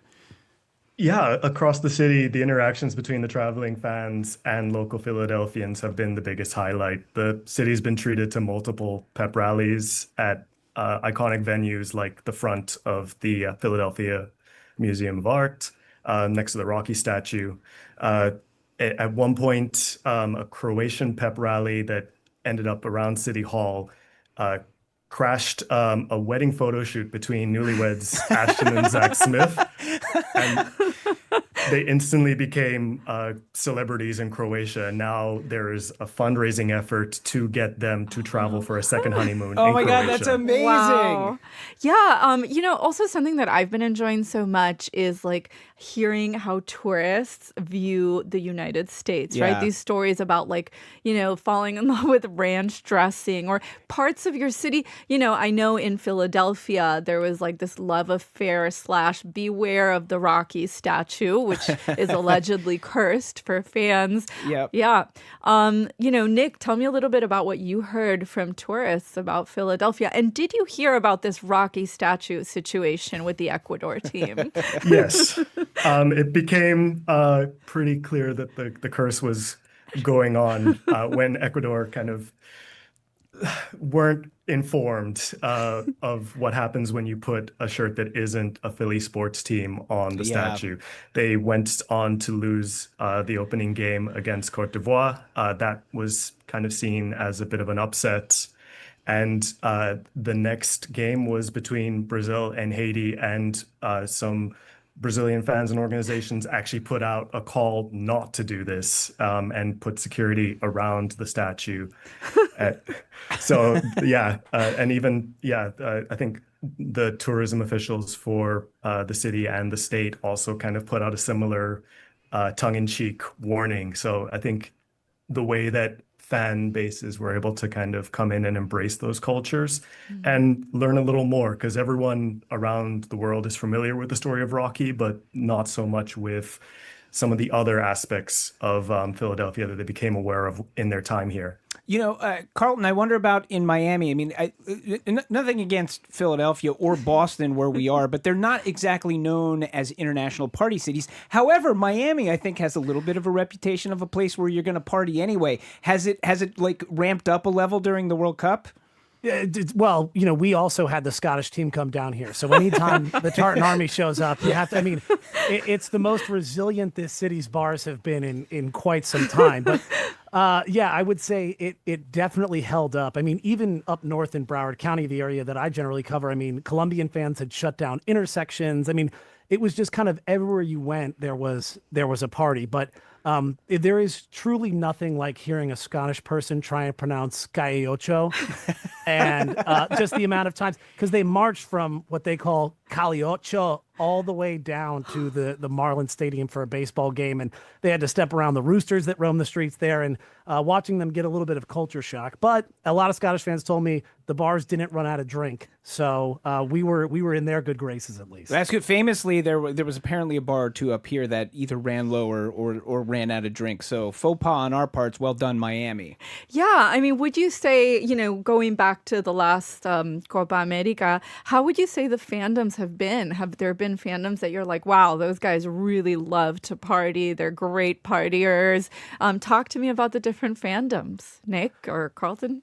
Yeah, it's a different level, because there are some of the same. There's overlap between some of the Copa America teams. Colombia did very well. They went to the final of the Copa America. They had games here in South Florida, but we're talking about a different party event when it comes to the World Cup. It's the difference between a 15th birthday and a Sweet 16. There's just something. There's a milestone here when they come, and you can feel it in the way the crowd is reacting to either people that are joining them or locals who are trying to check out what's going on at their their local watering hole. I mean, there's a brewery near my house, and we went for a Colombian game. We know the owners, they're Colombian. Multiple people that we knew were regulars there looked at us and said, I had no idea that everyone who ran this place was Colombian. And so there was just this kind of nice cultural exchange, but it is a different intensity here with the World Cup than anything that we've had. How about in Philly, Nick? Yeah, one of the remarkable things that we noticed here was, as well as like the teams like Brazil, France, the teams that are regularly in the tournament, there were these nations that don't necessarily make the tournament every time. Haiti had not been in the tournament since 1974. Iraq hadn't been since 1986. Curacao, the smallest nation to ever compete in the tournament, had never been in the World Cup. So just the joy of getting this opportunity, sometimes like for the second time, maybe for the first time in their lifetimes, to see their teams play again at this level was remarkable. And then they also enjoyed kind of finding the local diasporas within Philadelphia. I went up to a restaurant in Philadelphia's only neighborhood that was Haitian and was hosting packed watch parties ahead of the game against Brazil. I went to Philadelphia's only Iraqi restaurant, where people were making a point before they came from around the country to stop by before the game the next day. Yeah, I wonder what you both think. I mean, we're all touching on this a little bit here, but I think for those of us who live in these cities, it's as if, you know, you got to go on a trip to a certain extent to a whole bunch of places that you wouldn't have been able to go to before, but you didn't have to go anywhere. Like, so do you feel like it's been good for the residents of your cities just to see this big international melange of people and these kind of connections that you might not have known about or had before? Is it good for the folks in your cities? Absolutely. I mean, I think it's good for everybody that gets involved. I mean, I can tell you a specific example of when that happened to me. It was at the Marlins game where the Tartan Army had kind of invaded and took over Lone Depot Park here. And there was a group of Scottish fans chanting, "No Scotland, no party," which is a chant I'm sure you heard reverberating through the streets there over and over again. No party. But we got to add our we got to add our own Miami twist on that, because the Scottish fans are chanting, and all of a sudden these Marlins fans with their guidas, which is a like a Caribbean percussion instrument, and it kind of sounds like, and they start playing the guidas along to the beat of the Scottish chant, and it just raised the intensity up, and it was like, well, this is just that kind of beautiful cross-cultural moment that is going to stick with both sides, the fans and the locals, long after the tournament's over. Yeah, and I mean, I think we're touching on something here, which is the economic promise, right? I mean, FIFA and the host nations were talking about, like, this is going to be really good for local economies. And that's really something I've been wondering a lot about, especially in New York City. Like, who's benefiting? Are immigrant communities benefiting? Are you seeing, Carlton, any kind of sign that this has economically benefited local businesses? Certainly the bars and restaurants. I talked to a chief economist from the Beer Institute, which is probably the coolest job in the world. Yeah. This guy was, what a cool job this guy has. And he basically told me that it's not just that concession sales at the stadiums are up tremendously, but bars and restaurants and even, at home purchases for people that are having watch parties are up. So, I mean, when it comes to, at least in his instance, beer, which I imagine also means food and places like that are up tremendously. But I know there were problems with hotels filling up, and I think there's a lot of pre-tournament anxiety. But from what I can tell, the streets have been packed with people for watch parties. The restaurants have been packed with people watching games. So we don't have any definitive numbers, but it certainly feels like, at least in the short term, there's been a boost. All right. We've been speaking with WLRN Broward County Bureau reporter Carlton Gillespie and Nick Karyuki, trending news reporter for Billy Penn at WHYY in Philadelphia. Thank you both for being with us. Thanks, guys. Thank you.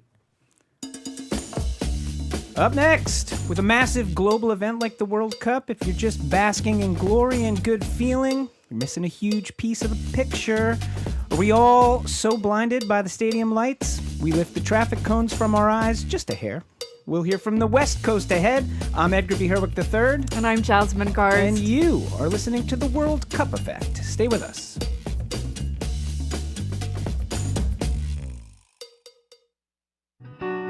The message from manufacturers to workers has long been, miss too many shifts and you are out.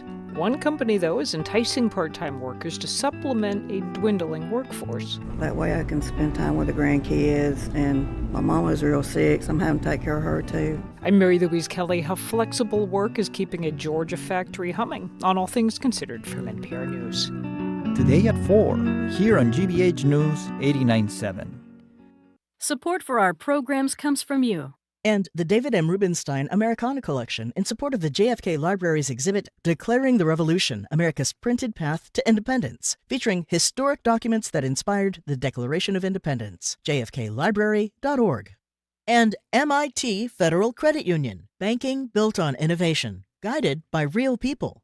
Memberships open to the public. More at mitfcu.org, federally insured by NCUA.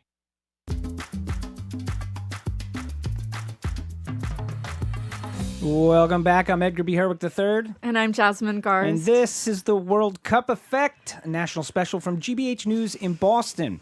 We're exploring how the North American World Cup tournament is changing, how the world sees the U.S., and vice versa.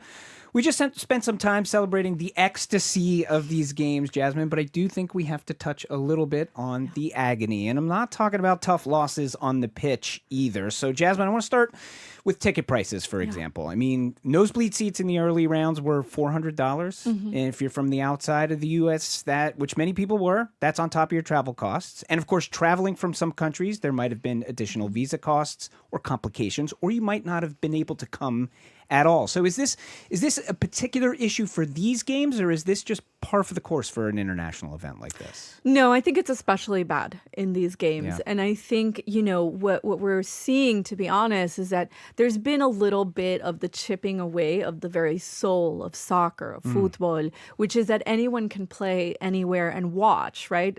I mean, football in part is so widespread globally. It's such a global phenomenon because you can do it anywhere as long as you have a ball-shaped object and you can make 2 goalposts with 2 rocks. Or 2 kids. Or your cousins, your cousins you don't like. Yeah, you just be like, make you stand here and you stand there. We're going to kick it right between the 2 of you. But it has become, I think the critique is it's become a little bit of an oligarchic event, which is really, if you've been tracking the economy and the direction we're heading and who can afford to go to concerts anymore. Yeah. It's I mean, in who can line. afford to go to the grocery store anymore? It's in line with that K-shaped economy we've been following. Yeah. All right. Well, we're gonna bring in some more voices with a West Coast. We've been on the East Coast the whole time here, so we're gonna turn to the West. We're joined right now by NPR reporter Arezu Rezvani in Los Angeles, where she's covered the Iranian team's World Cup run, and Natalie Gonzalez Rodriguez from KPBS in San Diego, co-host of the Port of Entry podcast, which tells stories of people who live and travel across the Tijuana-San Diego border. Thank you both for being with us here. Hi, guys. Hello. Thank you for having us. Natalie, I want to start with you. So something I've been thinking a lot about in this moment is contrasts, right? When I'm not covering the World Cup, I'm covering immigration. And it's been on my mind that, while I'm reporting at the New Jersey Stadium, I'm about 15 minutes away from the Delaney Hall Immigration Detention Center, where there's been hunger strikes over inhumane conditions. And so I know in your podcast, you've explored the World Cup celebrations as they play out in Tijuana versus in the U.S. Tell me a little bit more about that. Yeah. Well, I think the word to describe this is bittersweet. I mean, there is for sure. There is a contrast that is very unique to this region. And I want to say first that I am in Tijuana right now because I live in Tijuana. I am a transborder person, which means that I cross the border to go to work. I cross back and forth. So I go to San Diego to go to work, and then I go back to Tijuana because I live in Tijuana. And I'm sure that you have seen many reels of people in Mexico City celebrating, which is beautiful. As a Mexican, I wanted to be there. I have never experienced this amount of FOMO in my life before. But I think here in Tijuana, San Diego, like people in this border region, we have experienced this World Cup very differently from people in many other parts of Mexico or the United States or in Canada.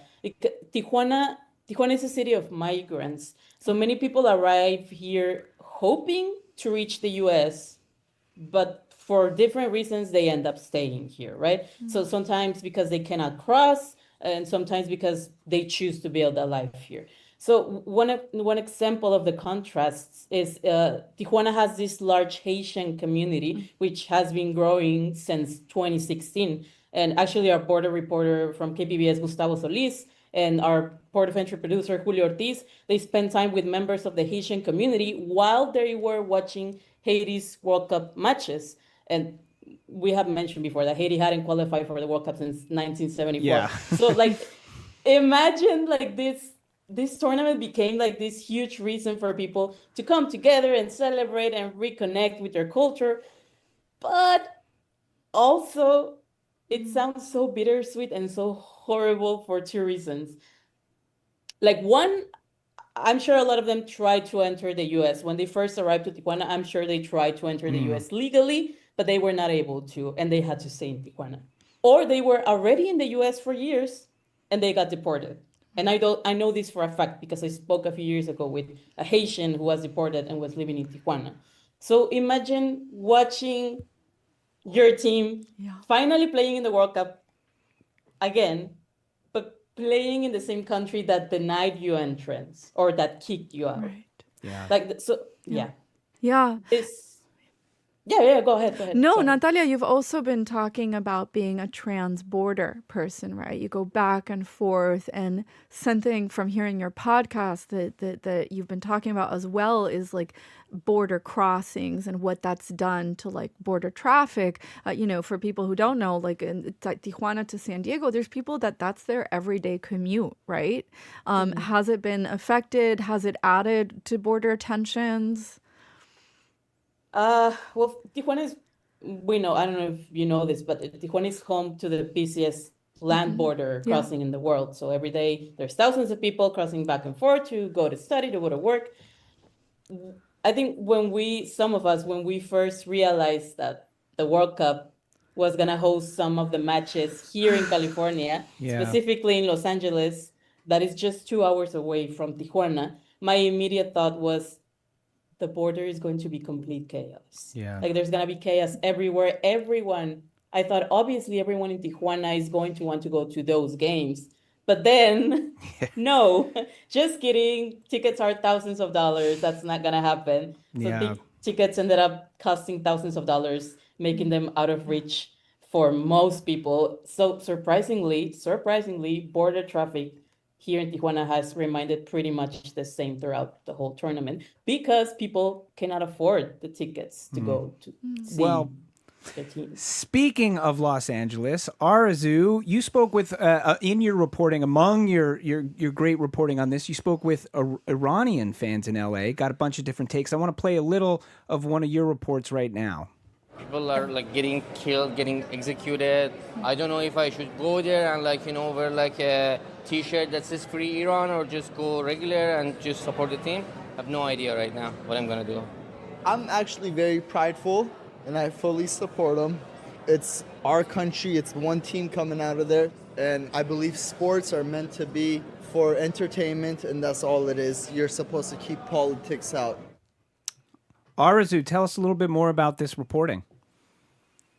It was such a tangle of emotions for Iranian Americans who were watching this game. I think that the excitement that was experienced by a lot of people was made complicated by the fact that there's been a war in Iran. There's been a massive political crackdown on dissidents this year. And so people have really complicated feelings. I spoke to people who, as you heard, felt like this team was very much an extension of the Iranian government. And they had a really hard time watching the game, buying tickets.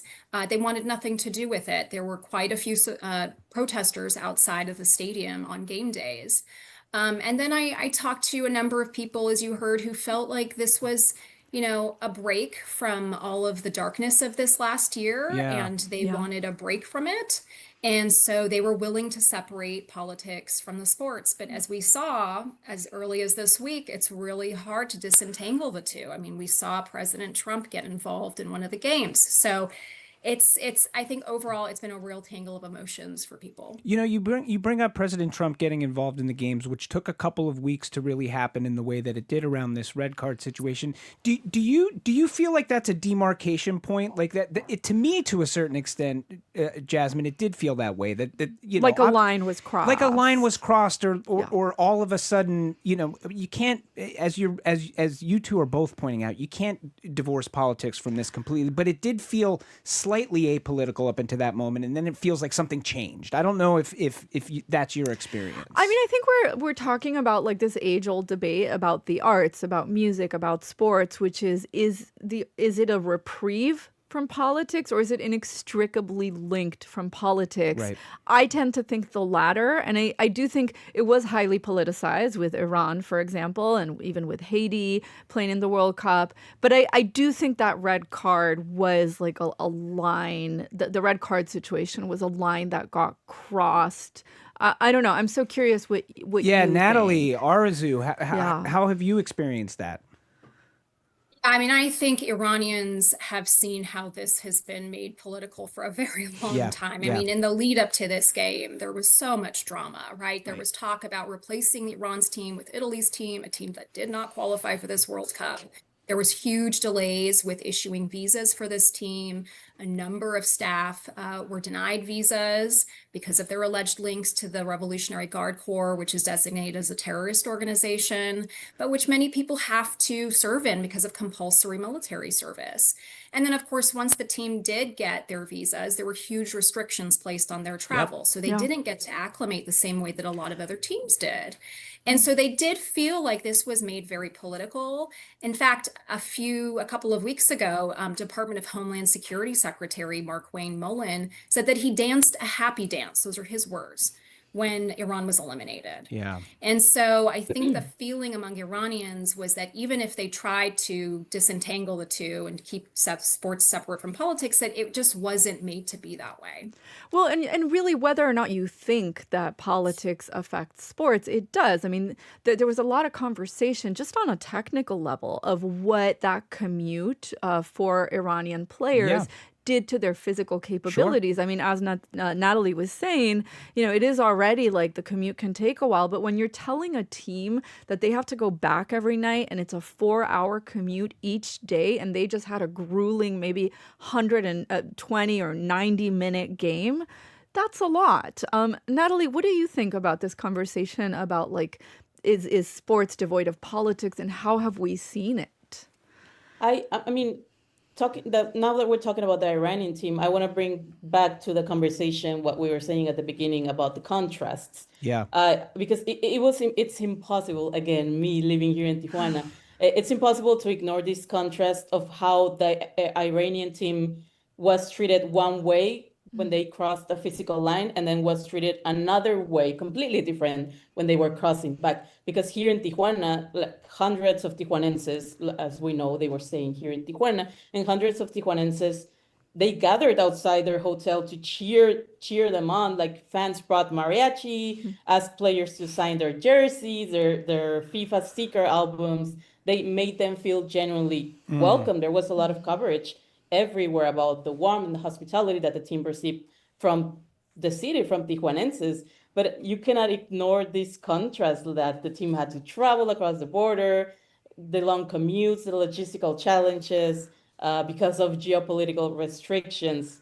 If anything, I think this World Cup here in this region has brought thousands of people together, sure, and that's beautiful, but it is also reminding us that not everyone has the same freedom to travel or even to support their national team in the same way. And it questions us. It makes us question who can cross freely and who is welcome to this World Cup, and who has to stay in their spot because they're not welcome. And I think even outside of, you know, even if we're not talking about crossing borders, just who feels safe to go out and celebrate in the way that people, you know, are going out and celebrating? Does everybody feel equally safe to be like, I'm going to go out and party? Oh, absolutely. I mean, that's a lot of the reporting that I did in Queens in New York, which is, super diverse immigrant community. And not only were people telling me there's no way I can afford to go watch this game in person, but I was also hearing people saying, areas of Queens have been very heavily raided by immigration officials and saying, I don't necessarily feel safe partying out on the streets right now as an immigrant person. I'm wondering if either of you saw that in you in LA. Did you see that environment of maybe being out on the streets is not for me right now? I did not pick up on that. And I think that, it's interesting to hear you guys talk about the safety, the feeling of being safe going out and about, because I feel like whereas the Iranian American diaspora may not have felt that exactly, I certainly think that lost in a lot of this conversation has been the fact that Iranian athletes don't often feel safe when they're traveling. And, the Iranian athletes have long been under a great deal of pressure from the Iranian government to act a certain way, not to speak up on politics. Those who do are very severely punished. And I think that, as people were debating whether or not to support this team and whether or not this team is an extension of the government, what wasn't, I think, adequately addressed is the fact that when Iranian athletes travel, they are heavily monitored. And there are people watching and making sure that they don't seek asylum, that they don't run away. There have been a number of cases of Iranian athletes who have. And we saw it as recently as February, March. Iran's national soccer team, the women's team, they were traveling to Australia. Several of them sought asylum. In the end, several of them gave that up because of threats to their family, allegedly. And so I think it's worth noting that as much pressure as there is on fans and people on this side and pressure from the US government, there's also this less visible pressure that sometimes comes from the home country as well. All right, that's NPR's Arzu Rezvani in Los Angeles. We've also been speaking with Natalie Gonzalez Rodriguez from KPBS in San Diego. Thank you both for being with us. Thank you. Thanks, guys. Glad to be here. If you're watching our stream, we got a YouTube poll coming. Check it out. The World Cup is a global unifier. 24% say yes. A celebration with complexities. 24% say yes. A distraction from bigger issues. 12% say yes. All of the above. 40%. Up next, the final whistle. Will the community fanfare and hospitality last here in Boston? How about Kansas City? I'm Edgar B. Herwick III. I'm Jasmine Garsd. You're listening to the World Cup Effect. Stick around.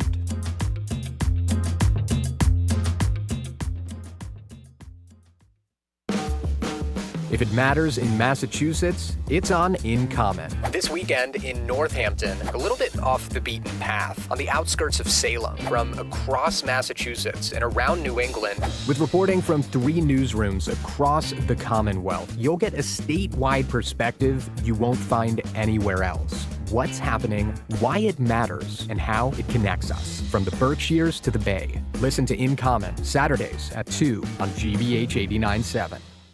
Support for GBH comes from you. And Cornerstone at Canton, an assisted living community with wellness, care, and support services designed to help seniors age in place, including a Compass Memory Support Neighborhood. CornerstoneCanton.com.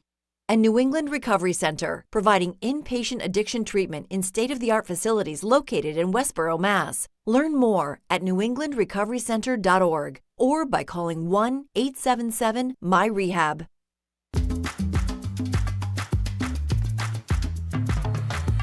Welcome back. I'm Edgar B. Herwick III. And I'm Jasmine Garsd. And this is the World Cup Effect, a national special from GBH News in Boston. Well, all good things, Jasmine, must come to an end. For our remaining time, though, we're going to take a look at what comes after the final match on July 19th, when the crowds leave, when the dust settles. Will any of this newfound global connection actually stick? Will cities keep late bar hours, transportation schedules? Will they be better? Jasmine, am I foolish to think that anything can last? There's a great piece I read, I think it was in The Guardian, and the writer said something along the lines of, like, big international sporting events have their way of imposing a temporary reality. And that word temporary really struck out, because I'm like, no, but maybe some of this can guide us forward. Am I a fool? Well, I think what's happened here is, there's been a sort of hunger for this image that is projected back to Americans about who we are that happened with this World Cup, right? For the last 15 or 16 months, Americans have been told by the government, it's from the top down, that the U.S. is closed for business, that we're closed to outsiders, that we're a xenophobic nation, that we don't want people from the outside coming in. And I think people really loved the image that was projected to us from these visitors, these tourists coming in. And that says something, right? It absolutely says something. I think you're touching on something, because I think even if you're a person who doesn't believe that we are a xenophobic people, who doesn't believe that we ought to be closed off to the world, if you hear it enough, it does seep in. I had a conversation with a guy from Scotland, and he said something to me that kind of shook me. We were talking about exactly this. And he said, and I think it's good for America to remember that you have friends too. Right. Like, because there is this feeling, if you read the headlines, it's like, in the political class, it feels like everybody's at odds with each other. And to hear just a human being be like, no, you have friends in the world. I was like, wow, I needed that. I didn't even know I needed that. I think there's a thirst for that. And I will say, though, of course, it's not a magic pill. We didn't just have 2 months of celebration and camaraderie and, nothing else is happening in the background. It's not a magic solution, but I do think it's indicative of a desire to be something else at our core. I think we should ask our guests. Yeah, let's keep this conversation going. We've got two folks joining us. We've got GBH News reporter Esteban Bustillos, who's here with us in studio in Boston, and Salisa Kalakal, race and culture reporter for KCUR in Kansas City. Welcome to you both. Thanks for being with us. Thank you. Thanks for having us. Salisa, take us to Lawrence, Kansas, where the Algerian national team had its home base. Talk to us about what that looked like. Yeah, so I'm based in Kansas City, and Lawrence is a college town about 45 minutes away. It's a small college town, very charming. And I would say they pulled out all the stops for Algeria. If you walk up and down the main street thoroughfare, there's Algerian flags everywhere. This local artist recreated the Algerian flag on a field by the University of Kansas. The film festival that programs every summer in Lawrence included Algerian films as part of their slate. Restaurants also pulled out a lot of stops for Algerian visitors. They, some of them made traditional Algerian dishes as their weekly specials. A lot of them pulled pork from their menu to become more halal friendly. And there was just this really beautiful embracing of the Algerian team and their visitors that I found very charming. Salisa, did it take you by surprise? Was this something that maybe you didn't see coming, or did it feel like it just sort of organically, spontaneously happened, or did it feel planned? I would say it felt organic and authentic to Lawrence's character. It is, it's flagship university, the University of Kansas. They get a lot of international students. They're always welcoming students every year from different parts of the world and different parts of the country. So I would say Lawrence has baked into its character of being a welcoming city. So it didn't necessarily surprise me that they decided to embrace the Algerian national team and its visitors. I think what surprised me is just how viral it all went. And I think it surprised the locals there too about how their authenticity and just their, this love affair that they had really captured the hearts and minds of people so far away from Lawrence, Kansas. So Lisa, what do you make though of that conversation of what that surprise tells us about what Americans want and how they want to see themselves and, what the takeaways are from this World Cup? You're right there. Talk to us. Yeah. It reminds me, I had a great conversation with an Arab American journalist who lives in Lawrence. She's been living there for about 20 plus years.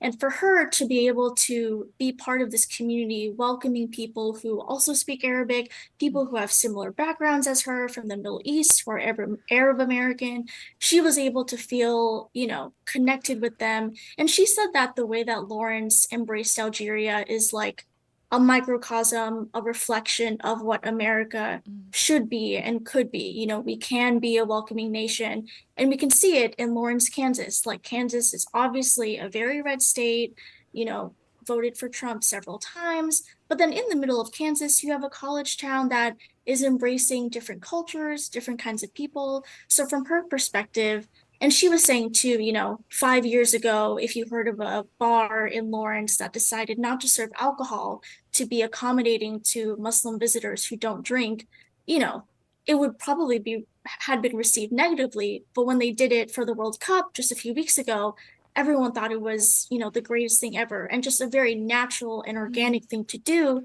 to make people feel welcome. All right, I'm going to turn over to Esteban Bustillos here with us. Esteban, what are some of the connections you've seen being made around here, and can the good times go on? Yeah, actually, just to go back to Kansas, one of my favorite moments of the World Cup, I think there was a news report, a newscaster, and one of the KU sort of slogan is "Rock Chalk Jayhawk," and this older guy was like, "Rock Chalk Algeria," incredible stuff, things you would never expect to see in America. I think in terms of like moments that sort of stick out to me, I was talking to a guy because I went to the Iraq-Norway game here, and he was from Iraq. His English wasn't that great, but he came to the game from Iraq. Something that's very, very difficult to do right now, given that there's huge visa restrictions on people from that country. I think that sort of showed to me just like how much this means to people. I think we have a cut here, Edgar. Actually, I want to play from Tyler McNally, an American fan. You were talking about like what this means for this country right now, and he was talking about what this, not only just the idea of this U.S. men's run, but just having the World Cup here, what it meant for Americans. It's showing that even within the times that we're going through, a little bit of tribulation, we're still America, we're still here, we're still united when it comes to our sports. And I think also like it's not just about people who we think of broadly speaking as Americans, but people who have come to this country who have made themselves Americans. One of the stories I did was about this Moroccan barber shop where I get my hair cut, by the way. And they shout out to Alice Barber your Shop. Hair is looking mighty sweet. Shout out Alice Barber Shop. But the owner, Jake Snooty, is from Morocco, but has embraced really both sides of his heritage, both American and Moroccan. That's beautiful. Can I switch to talk to you about some technical stuff about soccer? I've been wanting to talk to you about 100%. This. So this World Cup has featured some new technologies and policies that are different from prior World Cups. Hydration breaks. Pausa de hidratación, man. Oh my goodness. It's basically 4 quarters now. Yeah. And the evil VAR video review. What do you make about how people are feeling about VAR and hydration breaks? And speaking about what's going to last, do you think, given the reception, we're going to see that again in 4 years? We don't have to wait that long. We'll see what happens next year with the Women's World Cup, right, in Brazil. Right. So, I guess we'll see. Yeah. The hydration breaks, it is funny because the idea was like, well, it's really hot in America in the summer, but they were in place too for the indoor air-conditioned stadiums, so that's a whole. This is FIFA we're dealing with, right? This is not necessarily the most logical group of people. It's because it's about the ad dollars, if we're being honest. Yeah. So much money. So much money. America. Yeah, and I don't have a club I follow, so I can't say like I cared about it that much. I am a every 4 years sort of a soccer person. If it's going to make FIFA money, I think it's going to stay, maybe just to the chagrin of others. The VAR thing, it's interesting because it's become so like ubiquitous. It was first used in 2018 at the World Cup in Russia, right? So it hasn't been around that long.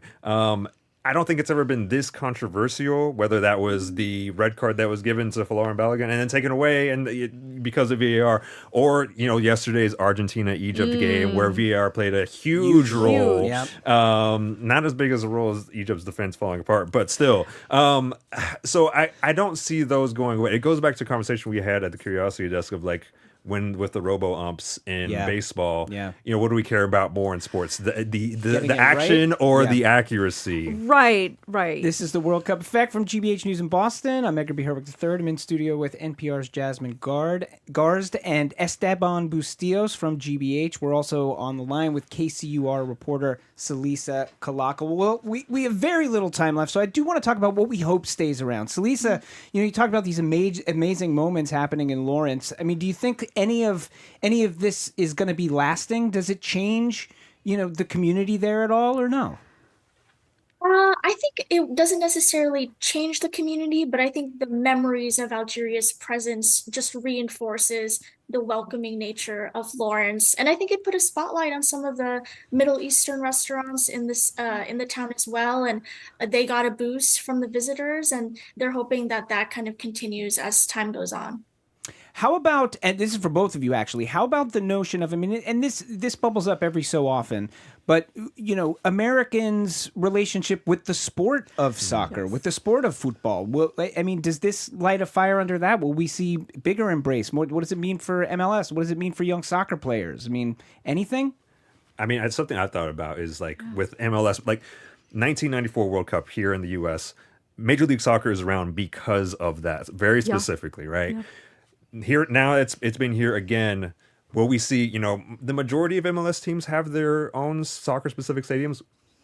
I think that's going to get to the point where every team will have to have one soon. Like, what will that mean just for the, you know, just the fan communities here? Looking forward, 2031, the Women's World Cup.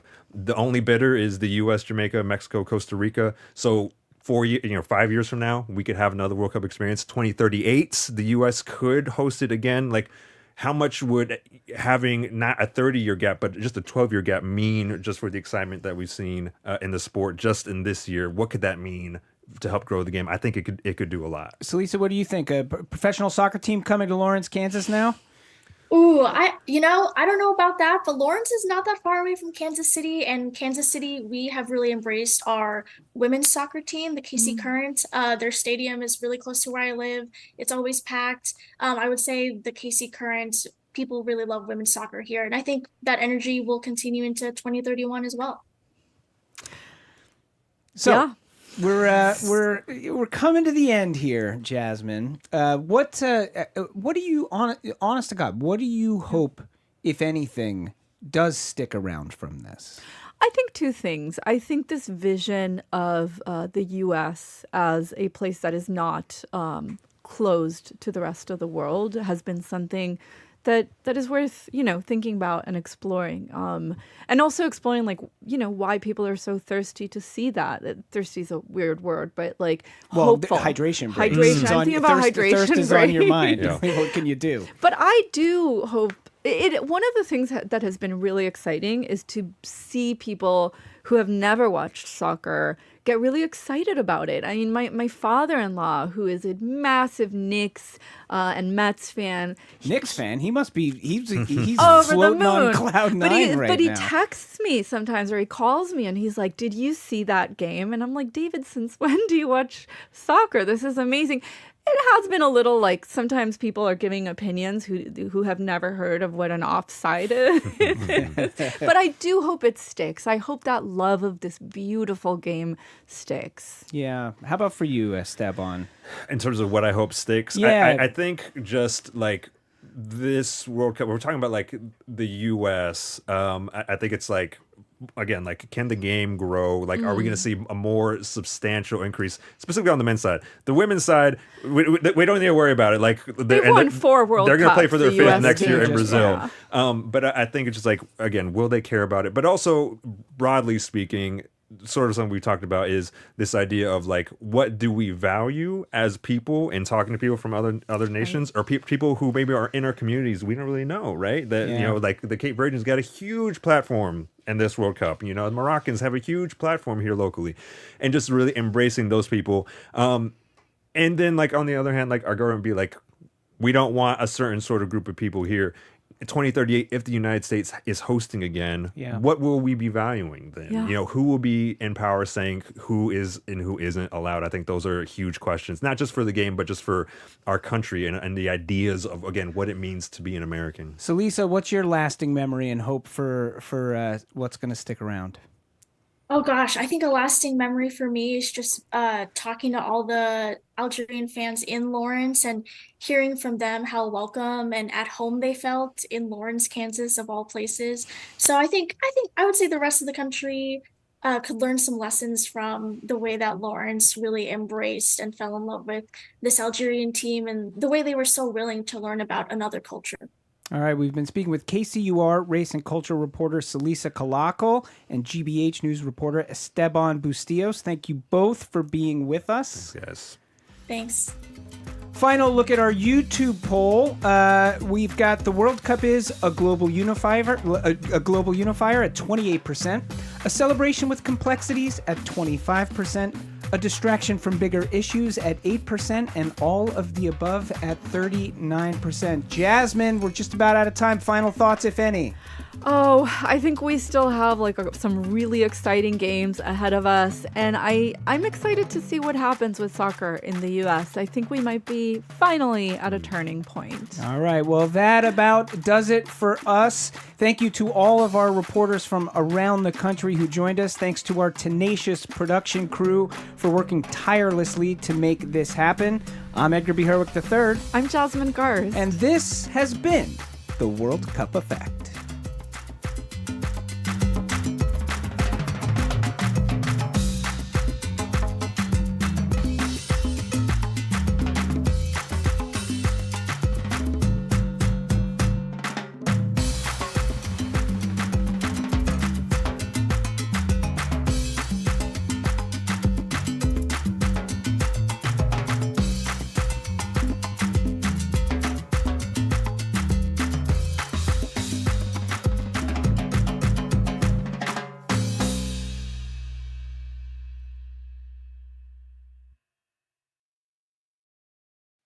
What's trending? What's interesting? What's going on around town? We're talking all things arts and culture on The Culture Show. Next on GBH 89.7. Funding for our programs comes from you. And Subaru of New England. The all-wheel drive 2026 Subaru Crosstrek is committed to keeping loved ones safe on adventures this summer. Subaru retailer locations at SubaruofNewEngland.com. The next Local Lens showcases the efforts of present-day Massachusetts residents to hold the nation and themselves to the ideals that birthed the revolution. Watch the premiere of Promises of the Revolution tomorrow at 9 on GBH2. You're listening to 89.7 WGBH HD1 Boston. Online at gbhnews.org. GBH News. What matters to you? Good afternoon. With the latest from the GBH Culture Show news desk, I'm Henry Santoro. If you're like me and have been waiting for some decent summertime music to come out where you can ride around with the windows open and top down if you're in a convertible, the wait is over. We now have two great acts to thank for the new tunage. One is a relatively new act, while the other is one of the most well-known rock bands in the world. They are Role Model and U2. Let's listen to Bono and the Boys with their brand new song, Street of Dreams.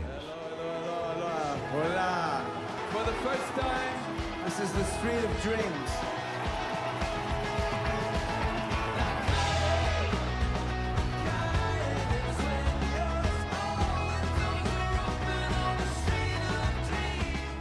The song is the first song that U2 has shared from their upcoming studio album, which will come out later this year in celebration of their 50th year as a band.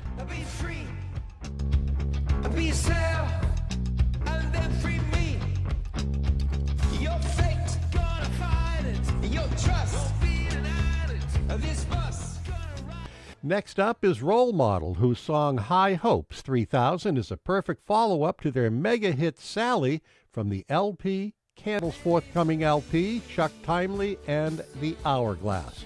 That's this edition of the GBH News Weekly Wednesday Afternoon Culture Cast. I'm Henry Santoro. Next up, The Culture Show, with my friend and yours, Jared Bowen, live at the Boston Public Library. I'm Jared Bowen. Coming up on The Culture Show, the American Revolution runs through George Washington's army, Thomas Jefferson's Declaration of Independence, and Benjamin Franklin's diplomacy, but also through Charles Lennox, the third Duke of Richmond. That's right, a British aristocrat was championing the American cause from inside Britain. In her new book titled Radical Duke, Danielle Allen tells the tale of that unlikely ally and shows how America's rebellion was bound up in Britain's own crisis over monarchy, representation, and reform. Then Boston comic Joe Fenti has built a huge online following as Fenti Fried Chicken, turning young professional life into the stuff stand-up acts are made of. From workplace absurdity to first dates to MBTA misery. He joins us to talk sketches, stand-up, and his YouTube special, Partner. And it's another edition of Curator's Notebook. Pedro Alonzo takes us through Mexico City, from World Cup fever and artisan markets to major exhibitions and a fight over who will decide the future of Frida Kahlo's art. That's all right now on The Culture Show. The Culture Show is made possible in part by a generous contribution from the Fiducia Fund, proud to support this station's arts and culture programming. I'm Jared Bowen. This is The Culture Show live on 89.7 from the Boston Public Library and streaming on the GBH News YouTube channel. As America at 250 turns from commemoration to reflection, Harvard political theorist and historian Danielle Allen has extraordinary revelations about the American Revolution from the other side of the Atlantic. Her new book is titled Radical Duke: How One Aristocrat in the American Revolution Transformed Britain. It begins with a mystery, a rare ceremonial parchment copy of the Declaration of Independence found in Sussex, England. How did it get there? Allen's answer leads to Charles Lennox, the third Duke of Richmond, a man born into immense privilege who became one of the Crown's fiercest critics and one of the American cause's most important British allies. The Duke defended the colonists, supported radical writers, and moved in the orbit of Benjamin Franklin, Edmund Burke, and Thomas Paine. In 1778, he stood in the House of Lords and read the Declaration of Independence aloud. 2 years later, he pushed for an unprecedented bill for universal male suffrage in Britain. This is all to say that our founding fathers had international counterparts, that the revolution was by no means entirely homegrown, and that a blueprint was taking shape in England before it was shipped here. Danielle Allen, who also directs the Allen Lab for Democracy Renovation, joins me now ahead of a Harvard Bookstore talk on July 20th. Welcome back to The Culture Show. It's great to see you. Thanks, Jared. Thank you for having me. Well, I have about 1 billion questions on this one because you have, over the better part of a decade, done so much research and excavation. You're changing history, the way you're revealing history and are changing our understanding of it. But I guess my first question is, how do we have a duke in the aristocratic circles where you would find the king and other royalty? How does he become so radical? No, it's a great question. It's been so much fun to work on. It has been a huge treasure trove of archival discoveries. And, none of us knew this story was there. We didn't know it was there because this radicalism that you're asking about was seditious. And so the people who participated had to cover their tracks. So in that regard, there was a kind of hidden history here. His own radicalism had a few different causes. Some of them had to do with education. Actually, he was orphaned when he was 15, became a duke at that age. Just before his father died, his father had decided to send him to the continent instead of sending him to Oxbridge. He was a kind of precocious womanizer as a teenager. And so they thought, I guess, send him to Europe. What happens in Europe stays in Europe. So he went for 5 years. Most of the aristocrats just went for a year or two. But while he was there, two things happened that were really formative. One of his father's good friends was the French philosopher Montesquieu. He's famous for writing The Spirit of the Laws, which really informed the American founding. It's a sort of story of constitutionalism and the importance of the rule of law. But at any rate, so he was sort of sent to hang out with Montesquieu for a while. So he was there when Spirit of the Laws was being banned by the Vatican and all of the big kind of to-do about the important ideas there. Also, he had been bitten as a kid with a sort of bug of interest in military affairs. That was unusual for a first son of the aristocracy. It was usually the second son who got sent into the army. But he just loved military things, and so he got himself his own military tutor. And that led to a very close relationship with somebody named General James Wolfe. Wolfe was famous for taking Quebec for the British at the end of what they call the 7 Years' War, we call the French and Indian War. And Wolfe was already himself a radical. He was a big reader of Enlightenment philosophy. He had developed an account of how corrupt the British government was, too much patronage, too much cronyism, too much sort of use of misappropriation of funds, etc. And so all of his soldiers who worked with him kind of got that education too. And so Richmond got that sort of liberal education, as the soldiers called it, from Wolfe. So those two things, Montesquieu and Wolfe, and this kind of picture of British corruption, were what he brought back with him to London when he returned. So where do we find this all happening in relation to the American Revolution, and what is actually happening in Britain that would be replicated here and bring him into contact with the revolutionaries here? Yes. So, I mean, one of the things that we sort of lose track of as Americans is that it's not just the colonists who objected to King George. You know, people in Britain did too, which is kind of obvious when you stop and think about it. I mean, the king, he came to the throne in 1760 and wanted to break up a certain kind of factious politics that he saw operating at the time. But his way of going about doing that was to concentrate power in himself. And that concentration of power meant, making Parliament dependent on him through the use of stipends and things like that. It also meant crushing opposition. So when people wrote critical newspaper pieces, putting people on trial for sedition, the government, King's government, was entangled in foreign wars, and that was producing increases in taxation in Britain as well as in America. So imagine the constituency is upset about that. Exactly. We might relate to that somewhat. We totally do. And I mean, so everything that kind of happened here actually happened a little bit earlier, even in Britain. So riots over taxes happened in Britain for the cider tax. You know, soldiers shooting into a crowd and accidentally killing people happened a couple years earlier in London than it did here. So yes, there was tumult and frustration about the king and his concentration of power in London and Britain generally, just as there was here in the colonies. Let me just pause in this conversation, because as I was looking at your book and then hearing more about how you came to all of this, I started to construct basically this prestige miniseries in my head. So I hope that's going to happen at some day. Yay, fingers crossed. Because, we'll see. I mean, you are a character in this. What was your discovery that put you on this path?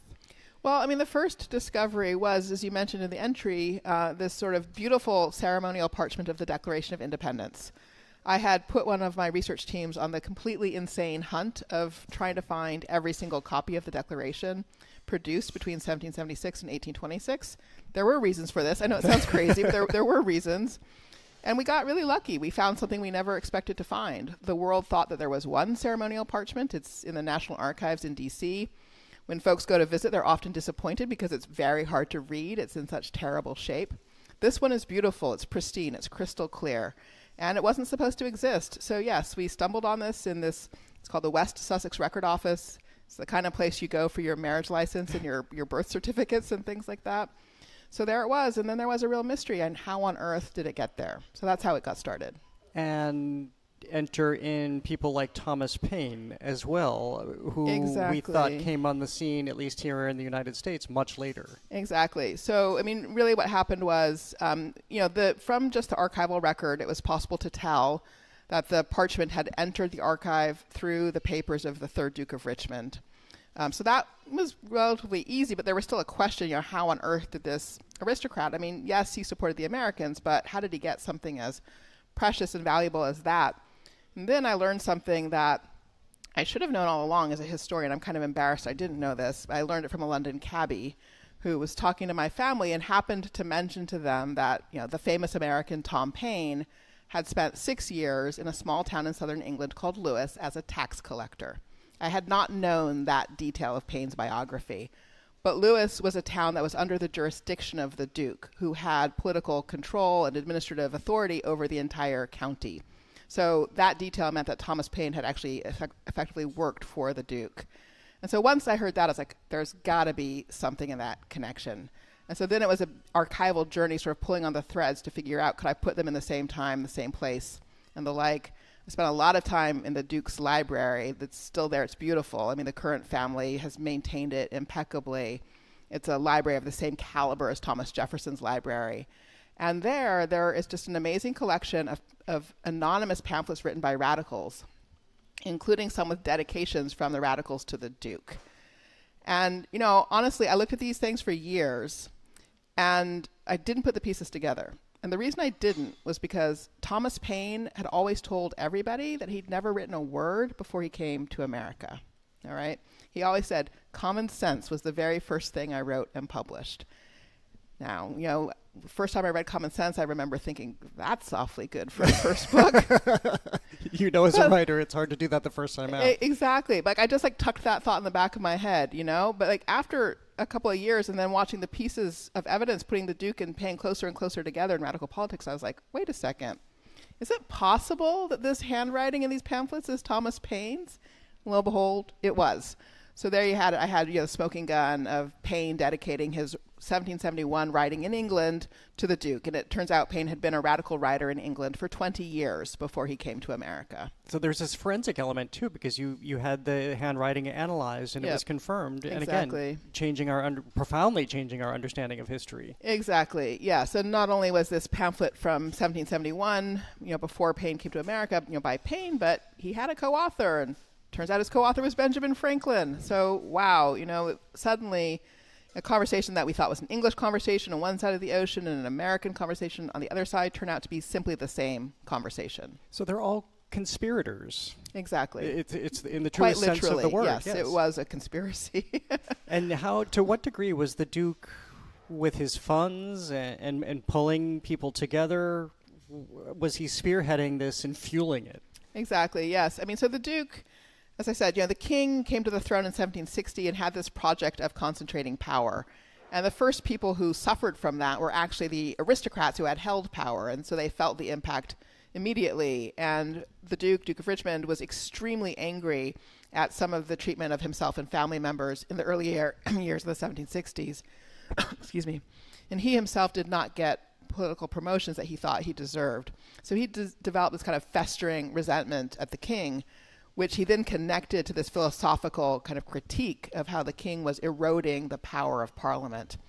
And so at a point of great sort of despair and sort of his own career trajectory being blocked in 1768, he starts hiring people to write for him in the newspapers to kind of get his ideas out secretly into the press, pseudonymously or anonymously. And in that context, he engages Burke to write things. He engages Thomas Paine to write things. It's a roster of all the luminaries ultimately from the period. They write the most critical essays of the king that have ever been written. The Junius letters, they're called. They're kind of a precursor of the American Federalist Papers. It sounds easy as you're explaining everything you found, but as you're saying, we have conspirators against the king. A lot of this was destroyed, especially on the Duke's part. So how were you able to piece this together? Yeah, I mean, it was a lot of different puzzle pieces coming together. He did destroy his letters, and his sisters as well from the same time period destroyed their letters. He also destroyed his account books. But as I said, I was able to work in his library. Nobody's ever had access to that before. And the Duke really was a serious reader and a serious thinker, and so lots of his books have marginal annotations in them. So I was able to kind of trace the development of a set of arguments. And then because I could tell what he was interested in, what political questions and so forth, that then gave me new places to look in the archives, in other people's letters and other papers and the like. And so suddenly I was able to bring this kind of hidden story to the surface by putting together pieces from a lot of different places all along the kind of spine of the life journey I was seeing on in the annotations of his books. I'm speaking with Danielle Allen, a Harvard professor, political theorist, and director of the Allen Lab for Democracy Renovation. We're talking about her new book, Radical Duke. She'll also be appearing at a Harvard bookstore event regarding the book on July 20th.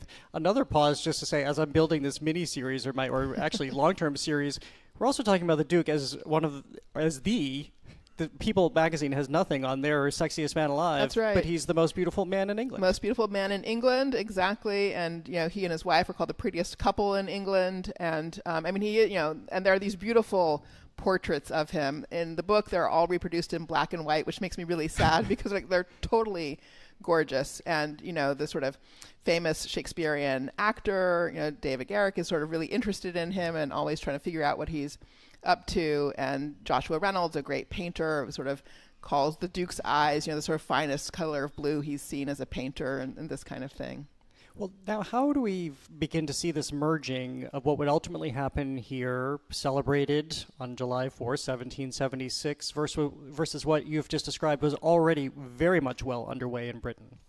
Yeah, I mean, so, basically there is a problem in that in England, in Britain, Parliament, has begun to fight the king. Parliament is very frustrated with the way in which the king is interfering in its powers. And so they want to reestablish their own authority in relationship to the king. Unfortunately, one of the things that they think they have to do to reestablish their authority is also to kind of exercise their authority over the colonies. And the colonies want nothing whatsoever to do with that. In a funny way, in the late 1760s and early 1770s, the Americans are actually willing to accept the authority of the king. What they don't want is a legislature where they haven't voted for any of the representatives to set any rules for them. So it's actually kind of in the tug of war between Parliament and the King in England, America kind of becomes a casualty, essentially. And both sides, Parliament and King, make decisions that just make the Americans like angrier and angrier and angrier. Thomas Paine and the Duke ultimately separate. Thomas Paine, I didn't realize until I saw this separation, he was a very difficult figure. He was so difficult. I mean, he always had patrons everywhere he went, and his patron was always, in some sense, the most elite person. So George Washington in America, the Marquis de Lafayette in France, and Richmond in England. Yet at the same time, he also managed to infuriate all of his patrons and, just said horrible things about them in the public press and so forth. So he was very volatile, very talented, but very volatile.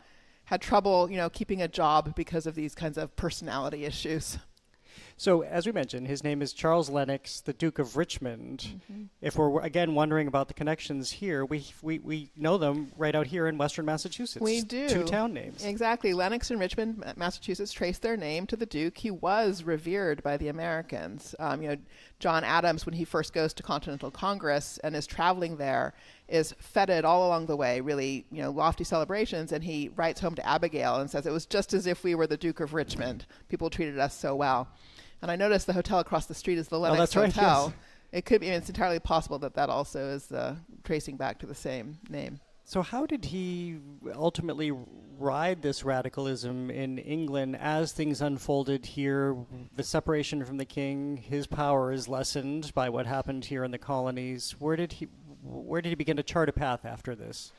So the Duke does the really impressive thing in 1780 of embracing full radicalism, standing up in the House of Lords and advocating for the right to vote for all men in England. It's still only all men, but nonetheless it's everybody, regardless of property, and that is a true radical breakthrough. And at that point, it's really a kind of open question, is the Duke also anti-monarchical, or is he, trying somehow to reform the monarchy? That can be a kind of unanswered question as long as the war with America is ongoing. But once in 1783, the United States of America exists. It's a republic on the world stage. Now everybody has to choose. You are either a Republican or you are not. And so the Duke is asked to write a letter explaining his opinions. And in that moment, he says, okay, I am not a Democrat. I am not an aristocrat. I am not a monarchist. I'm for a balanced constitution. But in that moment, he kind of rejects the hardest, Republican line and embraces a project of trying to transform the monarchy. And that's really the project of the rest of his life, is sort of laying that foundation for fighting corruption and broadening the suffrage. You spent a series of summers there at his estate in that library. What was it like, pardon it, but to be in the room where it may well have happened? May well have happened, exactly. I mean, it's a beautiful room. I mean, it's incredibly high ceilings. You have to use a ladder to get to the top rows of books, velvet curtains and big gilt mirrors and gorgeous 18th century furniture and, Canalettos and Romneys and Reynolds all around you. Researchers dream, the butler would bring me tea and cookies while I was working. So, that never happens. And it does. It just, when I finally, was looking again at this pamphlet called The Juryman's Touchstone, which turns out to be Paine's first book, and thought, is that possibly Paine's handwriting? And then traced down some images on my computer to look at them. Like that was like, hair stands on the end of your neck kind of thing, really feeling the time collapse between the eras. Well, congratulations on this book, all you've unearthed. And as I was saying, as you sat down before the show started, I see an absolute series. Maybe I'll come on as producer. Maybe I'll help you write that. Go for it. Absolutely. Come on board. I have it all in my head. It's just left up to the cast. Who do you cast as the most beautiful man in all of England to play the Duke? Yeah. We'll work on that. Congratulations on everything. Thank you, Jared. Thank you very much. Danielle Allen is a Harvard professor, political theorist, and director of the Allen Lab for Democracy Renovation. Her new book is Radical Duke, How One Aristocrat in the American Revolution Transformed Britain. She'll appear at Harvard Bookstore for an event on July 20th. Coming up, Joe Fenti has turned the MBTA, corporate America, and the everyday indignities of modern life into viral comedy. He's next on The Culture Show. Stay with us. The Culture Show is made possible in part by a generous contribution from the Fiducia Fund, proud to support this station's arts and culture programming.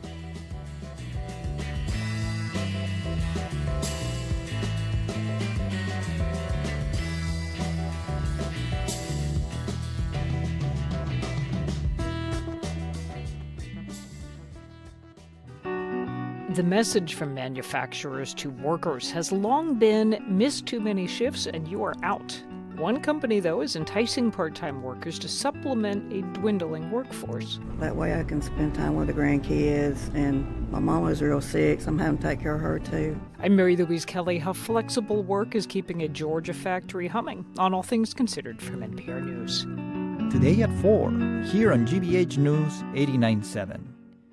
Funding for our programs comes from you. And Morningside Music Bridge, returning to Boston. The summer program shines a spotlight on young classical musicians from around the world, with concerts July 12th through August 7th at New England Conservatory, mmb.international.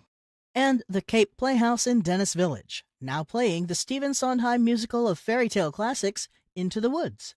Up next, the Tony Award winner for Best Musical, Hairspray. Tickets at capeplayhouse.com. And Brighton Farmers Market, Wednesday afternoons from 1:30 to 6:30 on Brighton Common in Boston, June through October, featuring a variety of local foods, farm fresh produce, children's activities, and live music. Local stories, live radio, and breaking news at your fingertips.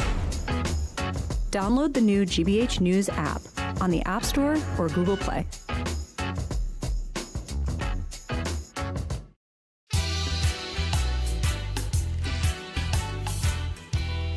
I'm Jared Bowen. This is The Culture Show, live on 89.7 from the Boston Public Library and streaming on the GBH News YouTube channel.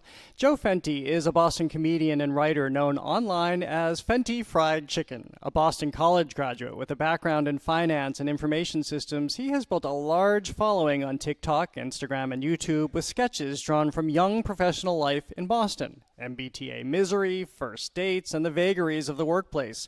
From corporate speak to the meeting industrial complex. We need to have a meeting. This is double urgent. Okay.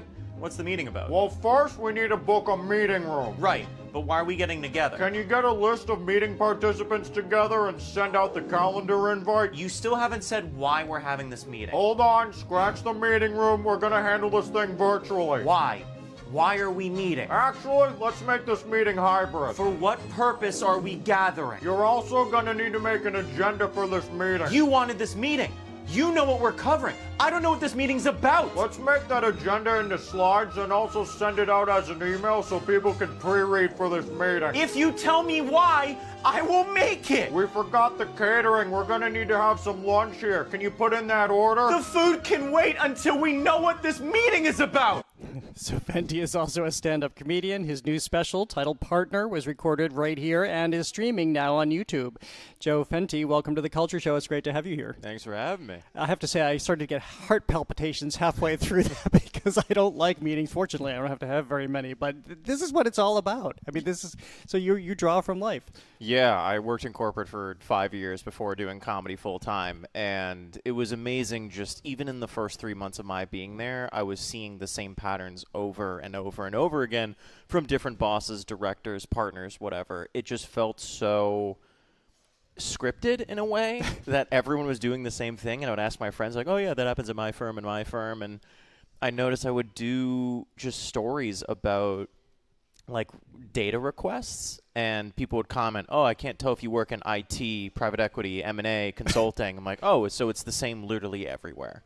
So, but nobody talks about it. That's what I was recognizing as I was looking at a lot of your videos, is that, yeah, there are all these things that we just have all just decided to stomach, I guess, but nobody until you come along and point out the absurdity of all of this. Yeah, I think because we're so accustomed to being polite and proper and making sure we're professional that we just forego the normalcy of everyday life.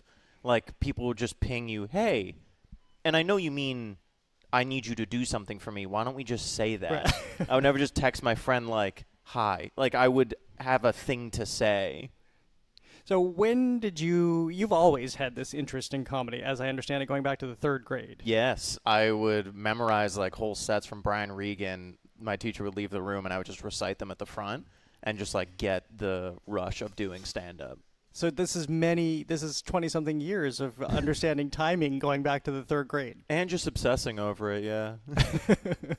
So when did it occur to you that video would be a great way to launch into this? You also have a stand-up career. We'll talk about that, but you really leveraged social media. Yeah, I mean, in the early days of YouTube, you could actually see people using it to build an audience and then get traction to their live stuff. One of the early examples of just like Bo Burnham making music videos in his room, and then that turned into full-fledged Comedy Central Presents specials. And so many people have followed in that footsteps, and during COVID, I just noticed so many new accounts popping up on TikTok and Instagram, and a lot of them talked about workplace comedy. I'm like, oh, that's something I live in and something I do. I can definitely talk about this and add my own spin to it. And eventually that just became into doing open mics here and there, and now it's tour number 2. Well, is it different to do it versus video? Because one thing I love about comedy, Yes. stand-up comedy, yes, is how mathematical stand-up comedy is. The word choice, the word placement, the beats you have to wait, but it's all different on video. Incredibly. It's a whole different scheme to figure out what works online, what doesn't work in stand-up, and the other way around. Like, even trying to post some of my clips from my special onto short-form vertical, some just do terrible because people don't have attention spans. You need to kind of lead with something amusing, something thought-provoking in that first 3 seconds. Otherwise, skip right through. So when you first started posting these videos, especially during COVID, and you were working still in the corporate sector, was there a challenge to that, to be taking on where you were working? It's I was intentional about keeping my firm anonymous, keeping the people I talked about anonymous, and just kind of lumping in characters together. So I never like talked about my boss so-and-so. It was always, oh, this character Brandon, who was just this amalgamation of every bad person at my office, and that kind of kept me out of hot water for a little bit. But I would imagine it made you survive the office better once you could look at it through your eyes. It helped once I started treating my corporate job like my side job. Yeah. And I didn't care what happened, because at one point I just cared more about doing comedy. I'm like, if I get fired, if I get laid off, severance sounds pretty cool. So you decided to leave your corporate job. How were you making enough from the videos, or did you just decide to do it for the love of the art? Yeah, I was making enough that I felt comfortable doing it. The content and like online stuff really subsidizes the stand-up sort of thing, but it was enough that I said, you know what, I'm ready to do this, and it truly was just unsustainable at a point. Like, I would take a Thursday of PTO, go fly to Atlanta, do a show, then fly back 5 a.m. on Friday and work that day. And my coworker's like, oh, did you enjoy the PTO? I'm like, no, I did my other job. I'm speaking with Joe Fenti, a Boston comedian and writer known as Fenti Fried Chicken. His new stand-up special titled Partner is streaming now on YouTube. Where does the name, well, we know where part of the name comes from, Fenti Fried Chicken. How did that come to be? I truly just needed... My Instagram account was just a meme page at first. Like, I would just make silly images and captions with it, and I needed a name. I love fried chicken, and I started with the name Fentucky for like Fentucky Fried Chicken. My friend said shorten it to Fenti to make it sound nicer, and that became my username. And then I took Fenti to be my stage name because it just sounded nice. And really works because everybody's going to remember who you are. I hope so. Who has the best fried chicken in Boston? Oh, Dave's Hot Chicken, no doubt. Where's that? They just opened a spot in Billerica, and the chicken feels like real chicken, and it's fantastic. Now, you grew up in the Boston area. Yeah, Medford and Winchester. And you never left? No, didn't feel like it. I went to school at BC, live in the South End now. Boston has that gravity to it where you just kind of stay. And like a lot of my friends who grew up here, they're right around the block. What was it like to go to school here and stay here? And do you ever yearn to... Well, actually, you are seeing a lot of the other parts of the country, but you're not living there. Yeah, I mean, the tour's kind of taken me all over the place. I do try to meet up with my friends when I'm there, if I'm in like Austin, Seattle, Chicago. But you really only need a few days to get kind of the feel of a city. I'm like, oh, I kind of get what, DC's all about. Well, you grew up in a small town, but now you live in the city. What's city living like to you? I just love that everything is everywhere. Like, you can walk to whatever you need to walk to, and you actually can get on public transit, and there's always things to do on weeknights. Granted, I'm usually busy doing mics and shows, but when there's nothing going on, you can easily find something to keep yourself entertained. So you talked about transit, but you've also taken on transit. Oh, of course. Yeah. So what are some of your favorite / least favorite parts of the MBTA? Back in the day before they had like the digital signs that said when the bus was coming, you just didn't know. Like I take the Silver Line a lot now, and back in the day it was like, it's going to come when it comes. You'll figure it out. Now it at least has like this South Station one, 14 minutes. I'm like, that's still not great, but at least I know. So we're improving our Improving service. Slowly but surely. You would give Philippang, the general manager, higher marks. Sure. He may be listening. Yeah. I noticed you're wearing a wedding ring because you've also talked It's an engagement ring. It's an engagement. Yeah. So men wear engagement rings more now. I do. Do you know anybody else who does that? No idea. Oh. But this is why I do it, because people ask, is that a wedding ring, an engagement ring? And you've fallen for my trap. Now I can talk about it for 2 hours. Well, we only have about 6 minutes I know what left, you mean, but... So how does what the wedding ring look like? Because that looks like a wedding ring. Yeah, so there's actually a little emerald gemstone in the middle. It matches my watch. I was very intentional about it. I feel like silver is the placeholder for a gold wedding ring. We'll switch to gold when I actually get married. And then what happens to that ring? I don't know. And why emerald? I just like green. Okay. Yeah, Boston. Back to the Boston Sure, part. that too. I just like the color. But yeah, we can add more meaning to it. But you don't have to do more first dates now because No. you're engaged. Yeah, that's the dream. What was dating like for you here? It was interesting. I mean, dating anywhere is terrible. I feel like people are like, oh, Boston dating is so hard. I'm like, dating in general is terrible. Like, you ask people in New York, you ask people in the Midwest, everywhere is awful. I think just because it's awkward meeting people and like doing these interviews / trying to be intimate. Like it's a weird combo of it all. Did you come down with the same set of questions ultimately as you were doing the interview / first date?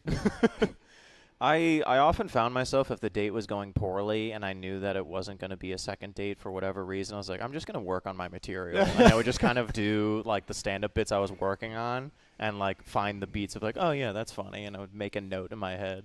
So you would, so the person across from you didn't necessarily know that you were doing this. I mean, when you tell stories on a first date, you're doing the best of the best. Yeah. It's no different than doing the best of the jokes you have. So you would also rate them as an audience member too, because if they're laughing, then who knows? Yeah. I haven't really thought about it, and I've been dating my fiance, or been with her for 3 years now, so haven't really reflected on first dates that much recently. How have you enjoyed the World Cup here in Boston and sort of the mania that it brought with the Scots and finding fine traffic cones everywhere? It's absolutely electric. It's been so fun to just have the World Cup energy around here and just have a fun thing for people to focus on. It's been great. So what city would you say that you would most enjoy as you're out on tour? Where did I enjoy a lot? Chicago's always a favorite of mine. It has such a good energy. There's a lot to do there. It feels very similar to Boston. Philadelphia won my heart. It's such a lovely place, and I just love the energy there. Like, if you're wearing an Eagle shirt and you see another guy in an Eagle shirt, you can just be like, "Go Birds, go Birds," and they'll yell it back to you. But if you're in Boston and you see a guy in a Pats shirt and you're like, "Go Pats," he's like, "I don't care what you have to say to me." Like, they're so dismissive. So I keep hearing we keep having this mantra on this show. I feel like everybody says we're tough but we're nice. Yes, that's correct. How do you see that play out? It's because I'm not sure I always see the nice part. That's why I'm a little bit surprised that this keeps coming up. Like, if you need help, they'll help you, but they'll call you an idiot for needing the help. Right. That's kind of how I view it. Like, if someone falls and spills all their stuff, someone will pick it up and be like, "I can't believe you dropped all your stuff, buddy." Like, oh, the accent. You don't have the accent. I tried not to. Did you have it once? I mean, a lot of when my friends get together, my hometown buddies, it'll come out for certain words, but it just doesn't sound very nice. No one's ever had, like, a Boston man do the narration for a documentary. You know what I mean? I do know what you mean. Well, recently I began wondering, It's like when English people come here, you think, well, they're very posh, and that sounds really beautiful. Is there Yeah. any world in which we go somewhere with a Boston accent, and it sounds, I don't know, beautiful, captivating, something charming? I mean, there is something to say, like, the Australian accent isn't too different from the Boston accent. It has a lot of the same, like, pronunciations. Like, they'll do, a TV in colour. Like, the colour sounds the same. They just have an outback twang to it. I actually have my Siri voice is Australian. Now that you say that. I don't know where I'm going with that. I mean, all that to say, if we just rebrand the Boston accent, it's so identified as like anger, aggression, and winning championships. If we could just put it in a new light to be like outdoors, adventure-y, whatever, then we could be Australia 2.0. We're also unkind about that because we like to take down all the people who can't do a Boston accent. Oh, That's more fun than incredibly. listening to one. Yeah. Yeah. Yeah, Right. God forbid. I feel like I can turn mine on and off, and yet still, if I do it in a sketch, people are like, oh, you have a fake accent. Like, people do that, right? Like, people do accent work. You don't have to be so territorial about our little speech impediment. Like, Well, yours was very natural as it just came out. That's what made me want to talk about it. it leaks out. Yeah. All right. Well, Joe Fenti, congratulations on all your success. It has been really fun to have you here. We really appreciate it. Thanks for having me. And happy engagement. Thank you again. All right. Joe Fenti is a Boston-based comedian and writer known online as Fenti Fried Chicken. His new stand-up special titled Partner is streaming on YouTube, and you can find his sketches and show dates under Fenti Fried Chicken on TikTok, Instagram, and YouTube. Thank you again. Thank you. Coming up, dispatches from Mexico City, where there is a raging debate about beloved Frida Kahlo works, which are about to leave the country. Their fate, independent curator Pedro Alonzo weighs in. He's next on The Culture Show. Stay with us.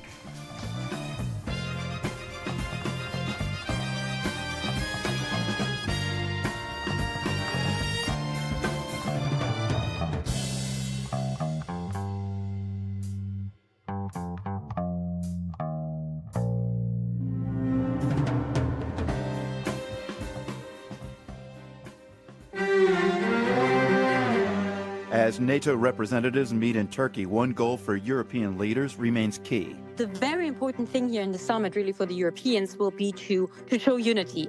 Observers in Germany say that European unity provides a pathway forward and the political power to successfully push back against President Donald Trump. That story and the latest from around the globe, next time on The World. This afternoon at 3, here on GBH News 89.7. Our programs are made possible thanks to you. And PNC Bank, who believes when you pay attention to the details, amazing things can happen. Like when you check the pockets of a jacket you haven't worn since last fall and find $20. PNC Bank, brilliantly boring since 1865.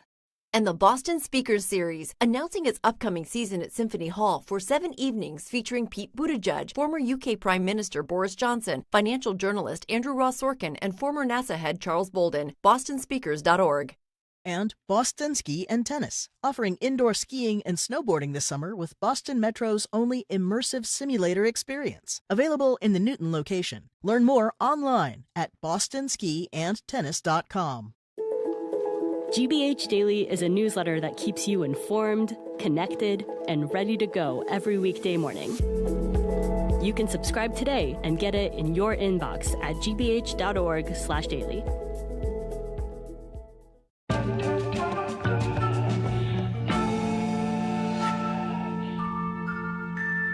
I'm Jared Bowen. This is The Culture Show, live on 89.7 from the Boston Public Library and streaming on the GBH News YouTube channel. It's time for our recurring feature, AI Actual Intelligence, where we tap into the most interesting thinkers in our region because their insights and observations are totally original and algorithm-free.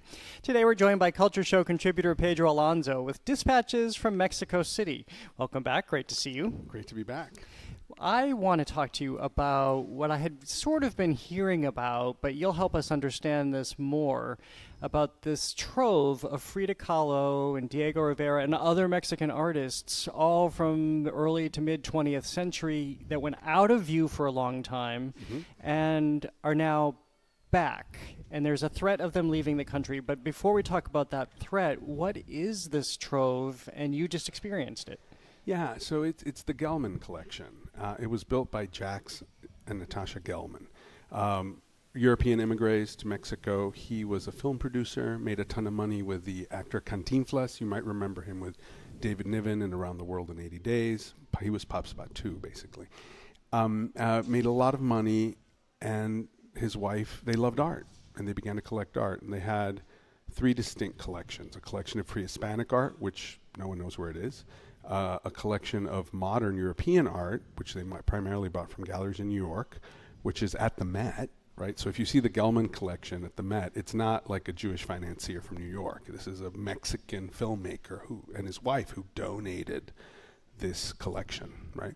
And then the other one is this collection of Mexican modern works. There's apparently I think they bought 160 works as a couple.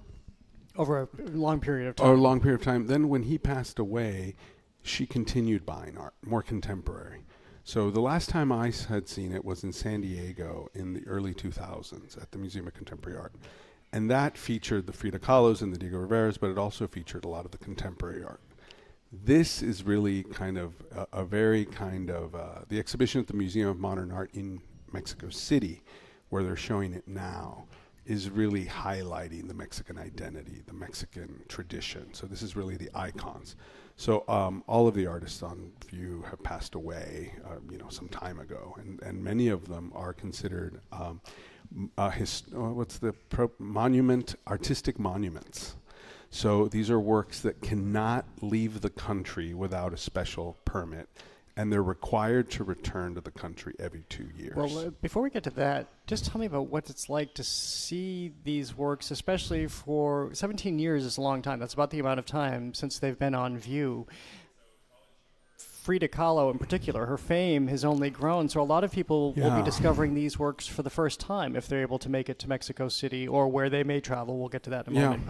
But what will people find, especially about her work, on view? So, for instance, there's a piece that's kind of this haunting piece called Diego on My Mind, which is a kind of a surrealist dreamscape with her holding this sort of naked baby Diego with a third eye. And that's amazing, Frida Kahlo. There's a portrait of Natasha Gelman, which really shows her as the determined woman she was, not this sort of, glamorous sexual figure of the 40s as Diego Rivera painted her, right? So it's a really strong body of work. But I have to point out that not only was it not on view for 17 years, for most of that period, no one knew where the work was. Right, the work was hidden for 17 years. So it's been a huge hit. I mean, they were telling me that they had 2,000 people one day in the museum just to see this show, which is a lot. And there were 60 works on view, and it's impressive. But the most impressive work are really the Frida Kahlos, and these are some of her most recognizable works, because the Gelmans were very good about touring their loaning their work, and then after she died, I think she died in 98, the work toured all over the world. So here's where it gets confusing for a lot of people, because the work has been in a private collection. It was obtained, they knew the artists. Yeah. So they were very close to Frida and Diego. In fact, she commissioned Frida for the portrait of herself. Yes, of course, yeah. So held in private hands, but as you just mentioned, Mexico has instituted this, how did you describe it? It's called Monumento Artístico, so an artistic monument, and it is designated by the artist, not by the collection. So all Frida Kahlos in Mexico are artistic monuments. All Diego Rivera's, Maria Izquierdo. There's several artists whose work is considered part of a cultural patrimony that after a certain amount of time, if it's in Mexico, it's registered and it's looked at by the government on a regular basis, and it's to ensure that the work is cared for. So what is going to happen now, though? Because as I understand it, the work has passed out of the Gelman family, and it's been sold to a wealthy Spanish. No, it's more complicated than that. So Jack's Gelman passed away. Natasha Gelman was befriended by a man named Bob Littman, and he became the executor of the collection, right? And then when she passed away, she gave it to him. So it's in her will. He received these works of art. Now, this is like receiving a white elephant. right? You can't really, you can't sell it outside of Mexico because it has to return all the time. So what he did is he created this foundation, and he promised her that the works would stay in Mexico. And then he began to tour them all over the world, which generated a lot of revenue, actually, and they continued to buy. And I think he did as best he could, given the constraints of the collection. But it did stay in Mexico. However, there were several attempts by nefarious figures who tried to appropriate the collection through different claims, fraudulent claims. I mean, I haven't read the paperwork, but they just seemed they didn't seem legit. So out of desperation and not wanting to lose the collection, he hid it for 17 years and then worked out a deal with the Zambrano family from Monterrey, Mexico. So this is a Mexican family. And he sold it to them. Right. This is where the Spanish part comes in, because then now it's I spoke with one of the Zambranos who was a leader in purchasing the work, and he explained the whole thing to me. They bought this collection, and then because they're a family that doesn't administer cultural patrimony, they instead handed it over to Santander. So now when you read it, it's the Gelman Santander. Yeah, the bank right across the street. Exactly. So the Gelman Santander collection, and the Santander Bank, which is based in based in Spain, is now touring, is preparing a tour of the exhibition. So they will administer it. So this is where the concern comes in. These objects that people are so desperate to have stay in Mexico, and now we can understand why, even more, knowing that they disappeared and were their whereabouts unknown for 17 years. There's concern that they might not come back. How is this all playing out? I'm not so worried about them not coming back. I think they will come back. I mean, these are, Santander is not going to, the Zambrano family, they're not going to give up this cultural patrimony. I think what has finally happened is that the collection has fallen into the hands of a family that can actually care for it, right, in the way that Bob Lippmann couldn't. He's not a powerful, wealthy Mexican. He's a guy who inherited a white elephant and was trying to figure out how to manage it, right? And I think he did a good job, and he definitely toured it all over the world. I had never seen it, right? And then it's sort of, it's not the same, but if you think about how part of the collection ended up at the Met, right, in New York, some of their best work of modern art is at the Met because of this family. Now it's in good hands.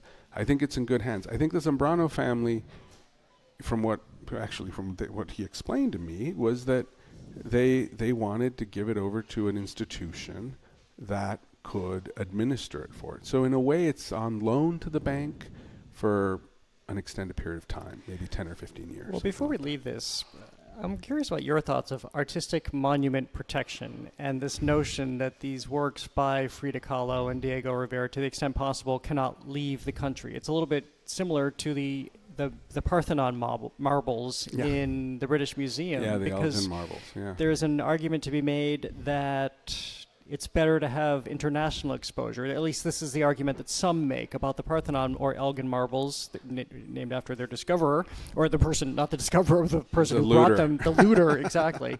That here you have London, the crossroads of the world. It's more exposure, more people will get to see it than just basing them in Athens. And the same argument people make for the Frida Kahlo pieces. It's easier to see them in San Diego or maybe Spain versus traveling to Mexico. Well, let's start with something very important to point out. This is private property.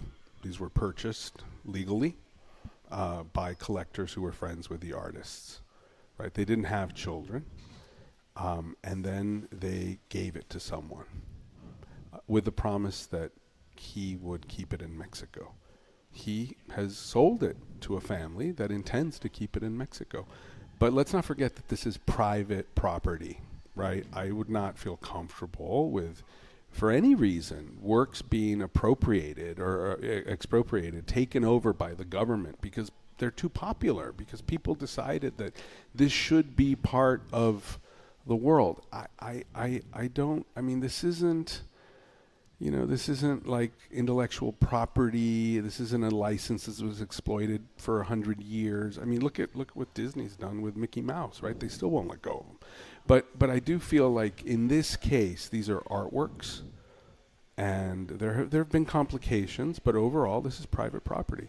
And I do also have to think, I think it's very ironic that the family, the Gelmans and Bob Littman, who did such a good job touring the work, exhibiting all over the world, made the work more famous because of their generosity and their commitment to culture, right? Now it's coming back and they're being attacked in a way for it. But in reality, it's private property. These people own it, and they intend to keep it in Mexico. Well, it's a very interesting saga. I hate to use that word, but it is to some degree when you're talking about art. Yeah. But this is what the art world does at the same time. It sure does. There's an art to narratives. I'm speaking with Pedro Alonzo, independent curator, who joins us every month. Well, speaking of coming back, let's come back to the United States and to Boston for a moment for Pedro Reyes, who has at least one installation, more sculptures, two pieces down at the seaport in the new building where people can get the ferries. It's owned by the Fidelity Foundation, or the Fidelity firm, financial firm, which is a big supporter of public art. What do we find there? We find these two amazing sculptures, and I actually met with Pedro Reyes to talk about it, and he explained there's. Well, why don't you do this? Why don't you tell us what they look like to you, and then you very delightfully gathered some sound from him, and then we'll have him explain his piece. Yeah, from so his artistic vision. There's this fabulous stone piece. I've only seen one of them.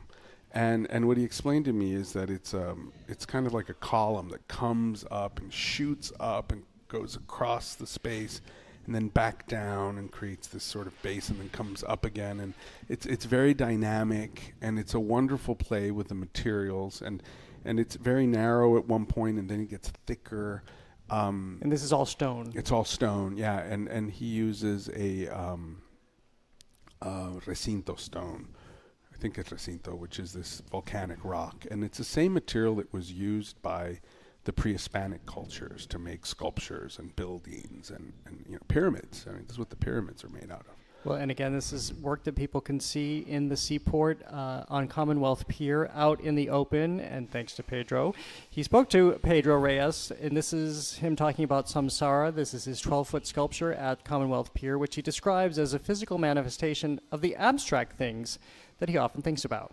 Taking energy from the ground is for me a reference to, like where we come from, like our parents and grandparents and our ancestors and the very food that we eat every day and everything that we, absorb from our environment.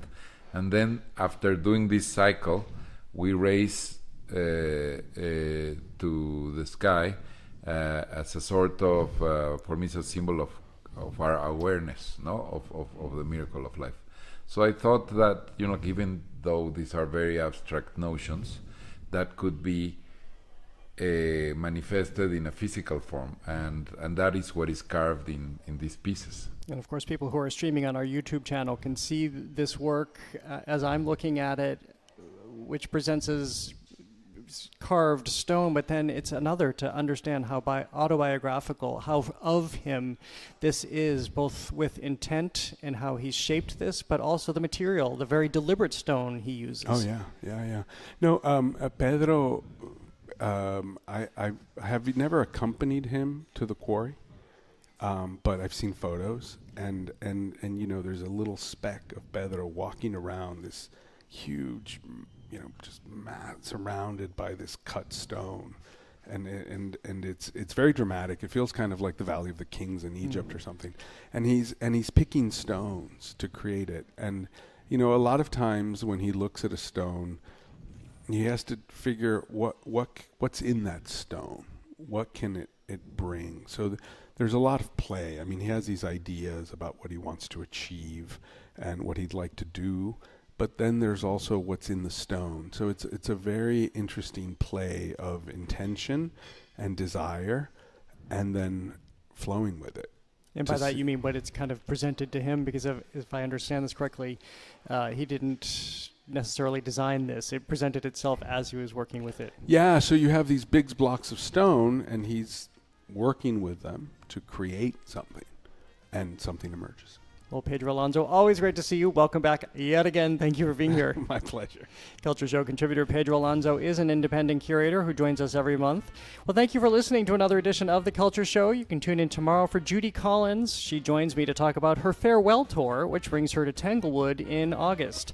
Thanks to Henry Santoro for curating our Culture Cast. Today's engineer is Bill Piacitelli. The BPL technical and logistics crew, Maddie Geyer, Bill Francis, Sandra Lopez-Burke, Juan Jose Cadena, Chris Hanks, Matthew Glover, and Patrick Lally. I'm Jared Bowen. Have a great day. The Culture Show is made possible in part by a generous contribution from the Fiducia Fund, proud to support this station's arts and culture program.